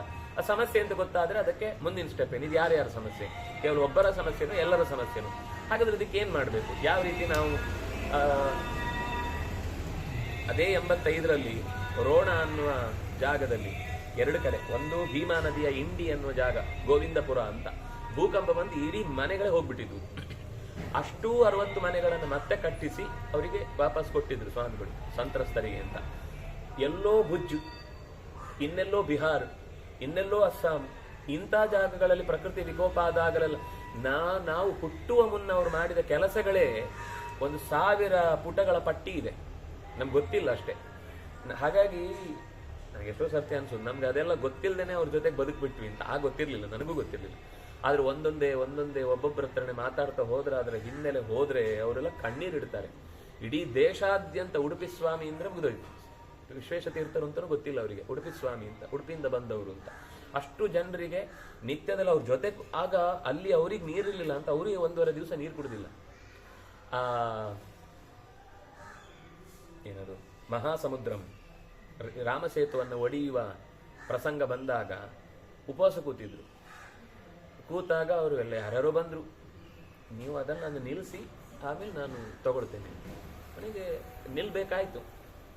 ಯಾರು ಅವರಿಗೆ ಹತ್ತಿರದ ದೇವರು ದಿಂಡ್ರು ನಂಬಿದವರಲ್ಲ, ಎಲ್ಲ ವಿರೋಧಿಗಳೇ. ರಾಮನಿಗೆ ಚಪ್ಪಲಿ ಹಾರ ಹಾಕೊಂಡು ಓಡಾಡಿಸಿದವರು ಫೋಟೋಗೆ. ಅಂಥ ಪಕ್ಷದವರು ಕೂಡ ಅವರ ತೀವ್ರವಾದ ಉಪವಾಸ ಸತ್ಯಾಗ್ರಹಕ್ಕೆ ಮಣಿದು ಕೊನೆಗೆ ಅದು ಸಮುದ್ರ ತೀರದಲ್ಲಿ ನಾವೆಲ್ಲ ಮಾನವ ಸರಪಣಿ ಅಂತ ನಿಂತಿದ್ವಿ. ಸ್ವಾಮಿಗಳು ನೀವು ತಿನ್ನೋದಿಲ್ಲ ಅಂದ್ರೆ ನಾವು ತಿನ್ನಲ್ಲ, ನಮ್ಗೆಲ್ಲ ಬಯಸ್ಕೊಂಡಿದ್ವಿ, ಚೆನ್ನಾಗಿ ಬಯಸ್ಕೊಂಡಿದ್ವಿ. ನಾನ್ ಬಿಟ್ರೆ ನೀವ್ ಯಾಕೆ ಬಿಡ್ಬೇಕು, ಅದು ನನ್ನ ಕೆಲಸ. ನಾನು ಸ್ವಾಮಿ ನಿಮ್ ಶಿಷ್ಯರು ನಾವು ಮಾಡ್ತೀವಿ ಅಂತ. 2006 ಅನ್ಸುತ್ತೆ, ಹೌದು 2006. ಹೀಗೆ ಕೃಷ್ಣನ ಬದುಕು ಇನ್ಸ್ಪೈರ್ ಆಗುದು ಅಂದ್ರೆ ಪ್ರತಿಯೊಬ್ಬನಿಗೂ ಇನ್ಸ್ಪೈರ್ ಆಗ್ಬೇಕು. ಅದು ಕೇವಲ ಯಾರೋ ಒಬ್ಬನಿಗಲ್ಲ. ಅವನು ದೇವನಾಗಿದ್ರು ಇದೆಲ್ಲ ಮಾಡ್ಬೇಕಾಗಿಲ್ಲ. ಸೀದಾ ರಥದಲ್ಲಿ ಬಾಗಿಲು ಹಾಕೊಂಡು ಸೀದಾ ಹೋಗಿ ಅಲ್ಲಿ ನಿಂತು ನಾನು ಹೇಳ್ತಿದ್ದೇನೆ ಮಾಡ್ತೀಯ ಇಲ್ವೋ, ಮಾಡಲ್ಲ, ಯುದ್ಧ ಡಮ್ ಡಮ್ ಮುಗಿದೋಯ್ತು. ಇದಲ್ಲ. ಪ್ರತಿಯೊಂದನ್ನು ಒಬ್ಬ ಮನುಷ್ಯನಾಗಿ ಹೇಗೆ ಜೀವಿಸಬೇಕು ಅನ್ನೋದನ್ನು ಹೇಳಿದ್ದು. ಅದು ಕೇವಲ ಕೃಷ್ಣ ಅಂತಲ್ಲ, ಯಾವುದೇ ಅವತಾರ ಬಂದ್ರು ಅಥವಾ ಯಾವುದೇ ರಾಜರ ಕತೆ ಬಂದ್ರು ಅಥವಾ ಯಾವುದೇ ವ್ಯಕ್ತಿಗಳ ಕತೆ ಬಂದ್ರು ಅದು ಪ್ರತಿಯೊಬ್ಬನಿಗೂ ಜೀವನಕ್ಕೆ ಮಾದರಿ. ಅದು ಎಲ್ಲ ಮಾಡ್ಲಿಕ್ಕೆ ಆಗದೆ ಇರ್ಬೋದು. ಅವನು ಗೋವರ್ಧನ ಪರ್ವತ ಇದ್ದ, ನಾನೊಂದು ಪರ್ವತ ಇರ್ತೇನೆ ಅಂತ ಹೋಗ್ಲಿಕ್ಕೆ ಆಗದೆ ಇರ್ಬೋದು. ಆದ್ರೆ ಕಾಳಿಯ ಮರ್ದನನ ಹಾಗೆ ಹಾವಿನ ಮೇಲೆ ಕೂತ್ಕೊಳ್ಳಿಕ್ಕೆ ಆಗದೆ ಇದ್ರು ವಿಷವನ್ನು ಪರಿಹರಿಸಬೇಕಾದ ಜವಾಬ್ದಾರಿ ನಮ್ಮ ಪಾಲು. ವಿಷ ಭೂಮಿಗೆ ಸೇರದಂತಂದಷ್ಟು ಮಾಡ್ಬೋದಲ್ವಾ? ಆ ಕರ್ತವ್ಯದಲ್ಲಿ ನಾವು ಕೂಡ ಕಾಳಿಯ ಮರ್ದನನೇ ಆಗ್ಬೋದು. ಆದ್ರೆ ಅದರ ನಮ್ಮ ಲೆವೆಲ್ಗೆ ಏನ್ ತಂದ್ಕೊಳ್ಬೇಕು, ಎಷ್ಟು ಅದರ ಫಲವನ್ನ ಸ್ವೀಕರಿಸಬೇಕು ಅನ್ನೋದು ನಮಗೆ ಅರ್ಥ ಆಗ್ಬೇಕು. ಹೀಗೆ ಕೃಷ್ಣ ಬರುವುದನ್ನು ನೋಡಿ ಅನೇಕ ಕಡೆಗಳಲ್ಲಿ ಊರಿನ ಜನಗಳೆಲ್ಲ ದಾರಿಯುದ್ದಕ್ಕೂ ಅವನನ್ನ ನೋಡುವುದಕ್ಕೆ ನೆರೆದು ಬಿಟ್ಟಿದ್ರು. ನಾವೆಲ್ಲ ಹಿಂದೆ ಭರತನ ಅಂದ್ರೆ ಈ ಪಾಂಡುವಿನ ರಾಜ್ಯಭಾರದಲ್ಲಿ ಎಷ್ಟು ಸುಖವಾಗಿದ್ವಿ, ಈಗ ಯಾಕೋ ನಮ್ಗೆ ಅದ ಒಂಥರ ಇನ್ಸೆಕ್ಯೂರಿಟಿ. ಏನಾಗುತ್ತೋ ಗೊತ್ತಿಲ್ಲ, ಯಾವಾಗ ಹೇಗೆ ರಸ್ತೆಯಲ್ಲಿ ಹೋದವನು ವಾಪಸ್ ಬರ್ತಾನೋ ಇಲ್ವೋ ಅನ್ನೋ ಸ್ಥಿತಿಗೆ ಪರಿಸ್ಥಿತಿ ಬಂದಿದೆ. ಅಂದ್ರೆ ಅಂತಹ ದುಸ್ಥಿತಿಯನ್ನ ಕೃಷ್ಣ ನೋಡಿದಾಗ ಎಲ್ಲ ಮರೆತೋಯ್ತಂತೆ. ಇದೆಲ್ಲ ಹೋಯ್ತು, ಇದೆಲ್ಲ ಇನ್ನು ಮುಂದೆ ನಮ್ಗಿಲ್ಲ, ಇದೆಲ್ಲ ನಾವು ಸುಖವಾಗಿ ಮತ್ತೆ ಆರಾಮವಾಗಿ ಬದುಕ್ತೇವೆ ಅಂತ ಅನ್ನುವ ಸ್ಥಿತಿಯಲ್ಲಿ ಅವರೆಲ್ಲ ಕೃಷ್ಣನನ್ನ ಅಭಿನಂದಿಸಿದ್ರು, ಕೃಷ್ಣನನ್ನು ಕರೆದ್ರು. ಶಾಸ್ತ್ರೋಕ್ತವಾಗಿ ಕೃಷ್ಣನಿಗೆ ಅವತ್ತು ಸ್ನಾನ ಎಲ್ಲ ನಮ್ಮ ಮನೆಯಲ್ಲಿ ಆಗ್ಬೇಕು ಅಂತ ಒಬ್ರು, ನಮ್ಮ ಮನೇಲಿ ಪರಾಹಾರ ಅಂತ ಇನ್ನೊಬ್ರು, ನಮ್ಮ ಮನೇಲಿ ತಿಂಡಿ ಅಂತ ಇನ್ನೊಬ್ರು, ನಮ್ಮ ಮನೆಯಲ್ಲಿ ಹಣ್ಣು ತಗೋಬೇಕು, ನಮ್ಮ ಮನೇಲಿ ಪಾದಪೂಜೆ, ಒಬ್ಬೊಬ್ರು ಎಲ್ಲರೂ ಕೃಷ್ಣನ್ ಪಾದಪೂಜೆ ಕರ್ಕೊಂಡು ಹೋಗಿದ್ದು. ಕೃಷ್ಣ ತಕ್ಷಣ ಹೇಳಿದಂತೆ, ಆಯ್ತು ನಾವಿನ್ ನಡ್ಕೊಂಡೇ ಹೋಗೋಣ, ಫಸ್ಟ್ ಕುದುರೆ ಬಿಡಿಸು, ತುಂಬಾ ದೂರದಿಂದ ನಮ್ಮನ್ನು ನಡ್ಸ್ಕೊಂಡ್ ಬರ್ತಾ ಇದೆ ಅದು, ಅದಕ್ಕೆ ಫಸ್ಟ್ ಕುದುರೆ ಬಿಡಿಸಿ ಅವುಗಳನ್ನ ತಾನೇ ಸ್ವತಃ ಉಪಚಾರ ಮಾಡಿ ಅವುಗಳ ಮೈಯೆಲ್ಲ ನೇವರಿಸಿ ಅವುಗಳಿಗೆ ಸ್ನಾನ ಮಾಡಿಸಿ ಅವುಗಳ ಕಡಿವಾಣ ಎಲ್ಲ ಕಳಚಿ ಅವುಗಳು ನೆಲದಲ್ಲಿ ಅವುಗಳು ಸ್ವಲ್ಪ ಹೊರಳಾಡಬೇಕು ಅಂತ ಮಲಗಲ್ಲ, ಅದು ತಿರುಗಬೇಕು ಒಂದ್ಸರ್ತಿ, ಮೈಯೆಲ್ಲ ನೆಲಕ್ಕೆಲ್ಲ ಹಾಕಿ ಕೆಲ ಕೈಕಾಲೆಲ್ಲ ಅಲ್ಲಾಡಿಸ್ಬೇಕು. ಹಾಗೆ ಅವುಗಳಿಗೆ ತಾನೇ ಮಾಡಿಸಿದಂತೆ ಕೃಷ್ಣ. ಅವುಗಳ ಫ್ರೀ ಅಂದ್ರೆ ನಾವು ಮಲಗಿದಾಗ ಎದ್ದ ಮೇಲೆ ಒಂದ್ಸರ್ತಿ ಮೈ ಮುರಿ ತೆಗೆಯುವುದು ಅಂತ ಹೇಳ್ತೇವಲ್ಲ, ಹಾಗೆ ಅವುಗಳಿಗೂ ಮೈ ಮುರಿ ತೆಗೆಯುವುದು ಅಂತ ಇರುತ್ತೆ. ಈ ಬೆಕ್ಕುಗಳೆಲ್ಲ ದೇಹವನ್ನು ಹೀಗೆ ಬೆಂಡು ಮಾಡುದು, ಹಸುಗಳೆಲ್ಲ ಕೈಕಾಲೆಲ್ಲ ಹಿಂಗಿಂಗ್ ಅನ್ನೋದೆಲ್ಲ ಮಾಡ್ತವೆ. ಹಾಗೆ ಆ ಕುದುರೆಗಳಿಗೂ ಹಾಗೆ ಕೈಯ ಚಳಿ ಬಿಡಿಸುವ ರೀತಿಯ ಕಟ್ಟುಗಳನ್ನೆಲ್ಲ ಬಿಡಿಸಿ ನೆಲದಲ್ಲಿ ಹೊರಳಾಡಿಸಿ, ಆಮೇಲೆ ಗ್ರಾಮದ ಪ್ರಮುಖರು, ಪೂಜ್ಯರು, ಒಳ್ಳೆಯ ಕುಲವಂತರು, ತಮ್ಮ ತಮ್ಮ ಧರ್ಮಕ್ಕೆ ಅನುಷ್ಠಾನಕ್ಕೆ ಸರಿಯಾಗಿ ನಡ್ಕೊಳ್ಳುವವರು, ವಿಪ್ರೋತ್ತಮರು ಎಲ್ಲರೂ ಎದುರುಗಡೆ ಬಂದು ಕೃಷ್ಣನಿಗೆ ಮಂಗಳಾರತಿ ಅವರವರ ಸೇವೆಗಳನ್ನೆಲ್ಲ ಸಲ್ಲಿಸಿದ್ರು. ಅವ್ರಿಗೆ ಎಷ್ಟು ಸಂತೋಷ ಆಯ್ತು ಅಂದ್ರೆ ನಮ್ಮ ಮನೆಗೆ ಬರಬೇಕು ಅಂತ ಊರಿನ ಅಗ್ರಹಾರಕ್ಕೆ ಕರೆದ್ರು. ಕೃಷ್ಣ ಅವರ ಮಾತು ತಡಿಲಿಕ್ಕಾಗದೆ ಪ್ರತಿಯೊಬ್ಬರ ಮನೆಗೂ ಹೋದ. ಅಯ್ಯೋ, ಒಬ್ಬರ ಮನೆಗೆ ಹೋದ್ರೆ ಬೇಜಾರಾಗುತ್ತೆ ಅಂತ ಪ್ರತಿಯೊಬ್ಬರ ಮನೆಗೆ ಹೋಗುದು, ಅವರು ಬೇಕಾದ ಏನೇನೋ ಕೊಟ್ರೆ ಅದನ್ನೆಲ್ಲ ಸ್ವೀಕಾರ ಮಾಡುದು, ಮೃಷ್ಟಾನ್ನ ಭೋಜನವನ್ನು ಸ್ವೀಕರಿಸಿ ಅವ್ರ ಜೊತೆಗೆ ಕೂತು ಊಟ ಮಾಡಿ, ಎಲ್ರು ಯಾರ್ಯಾರ ಮನೆಗೆ ಹೋದ್ನೋ ಎಲ್ಲರ ಮನೆಯಲ್ಲೂ ಕೃಷ್ಣ ಊಟ ಮಾಡಿ ಯಾವುದೋ ಒಂದು ಮನೆಯಲ್ಲಿ ರಾತ್ರಿ ನಿದ್ದೆ ಮಾಡಿದ. ಅವನಿಗೆ ನಿದ್ದೆ ಆದ್ರೆ ನಮ್ಮ ಮನೇಲಿ ನಿದ್ದೆ ಮಾಡ್ಬೇಕು ಕೃಷ್ಣ ಅಂತ ಅವ್ರಿಗೆ ಆಸೆ. ಅಲ್ಲಿ ಫಲಾರ ಮಾಡಿ ಮಲಗ್ಲಿಕ್ಕೆ ನಮ್ಮ ಮನೆಗೆ ಬಂದ್ಬಿಡಿ ಅಂತ ಅವ್ರದ್ದು. ನಾವೊಂದು ಕೊನೆಗೆ ಮಲಗುವಾಗ ಒಂದು ಲೋಟೆ ಹಾಲು ಕೊಡ್ತೀವಿ ಅಷ್ಟೇ, ಇನ್ನೇನು ನಿಮ್ಮನ್ನು ಒತ್ತಾಯ ಮಾಡಲ್ಲ ಅಂತ. ಹಾಗೆ ಒಬ್ರು ಮನೆಯಲ್ಲಿ ರಾತ್ರಿ ಮಲಗಿದ ಅನ್ನುವಲ್ಲಿಗೆ 84ನೇ ಅಧ್ಯಾಯ ಮುಕ್ತಾಯ ಆಯಿತು. ಮುಂದೆ ನಿಜವಾದ ರಾಜಕೀಯ ಶುರುವಾಗುವ ಪ್ರಸಂಗ ಬರುತ್ತೆ. ಮತ್ತೆ ಅದನ್ನ ದುರ್ಯೋಧನ ಏನೆಲ್ಲ ಉಪಾಯ ಹೂಡಿ ಕೃಷ್ಣನನ್ನ ತನ್ನ ವಶಕ್ಕೆ ತಂದುಕೊಳ್ಳುವ ಪ್ರಯತ್ನ ಮಾಡಿದ ಅನ್ನುವ ಸಂಗತಿಯನ್ನ ನಾಳೆ ಅಂದ್ರೆ ಮುಂದಿನ ಬಾರಿಯ ಚಿಂತನೆಯಲ್ಲಿ ಅದನ್ನು ಅನುಸಂಧಾನ ಮಾಡೋಣ ಅಂತ ಹೇಳ್ತಾ ಶ್ರೀಕೃಷ್ಣಾರ್ಪಿತಮಸ್ತು.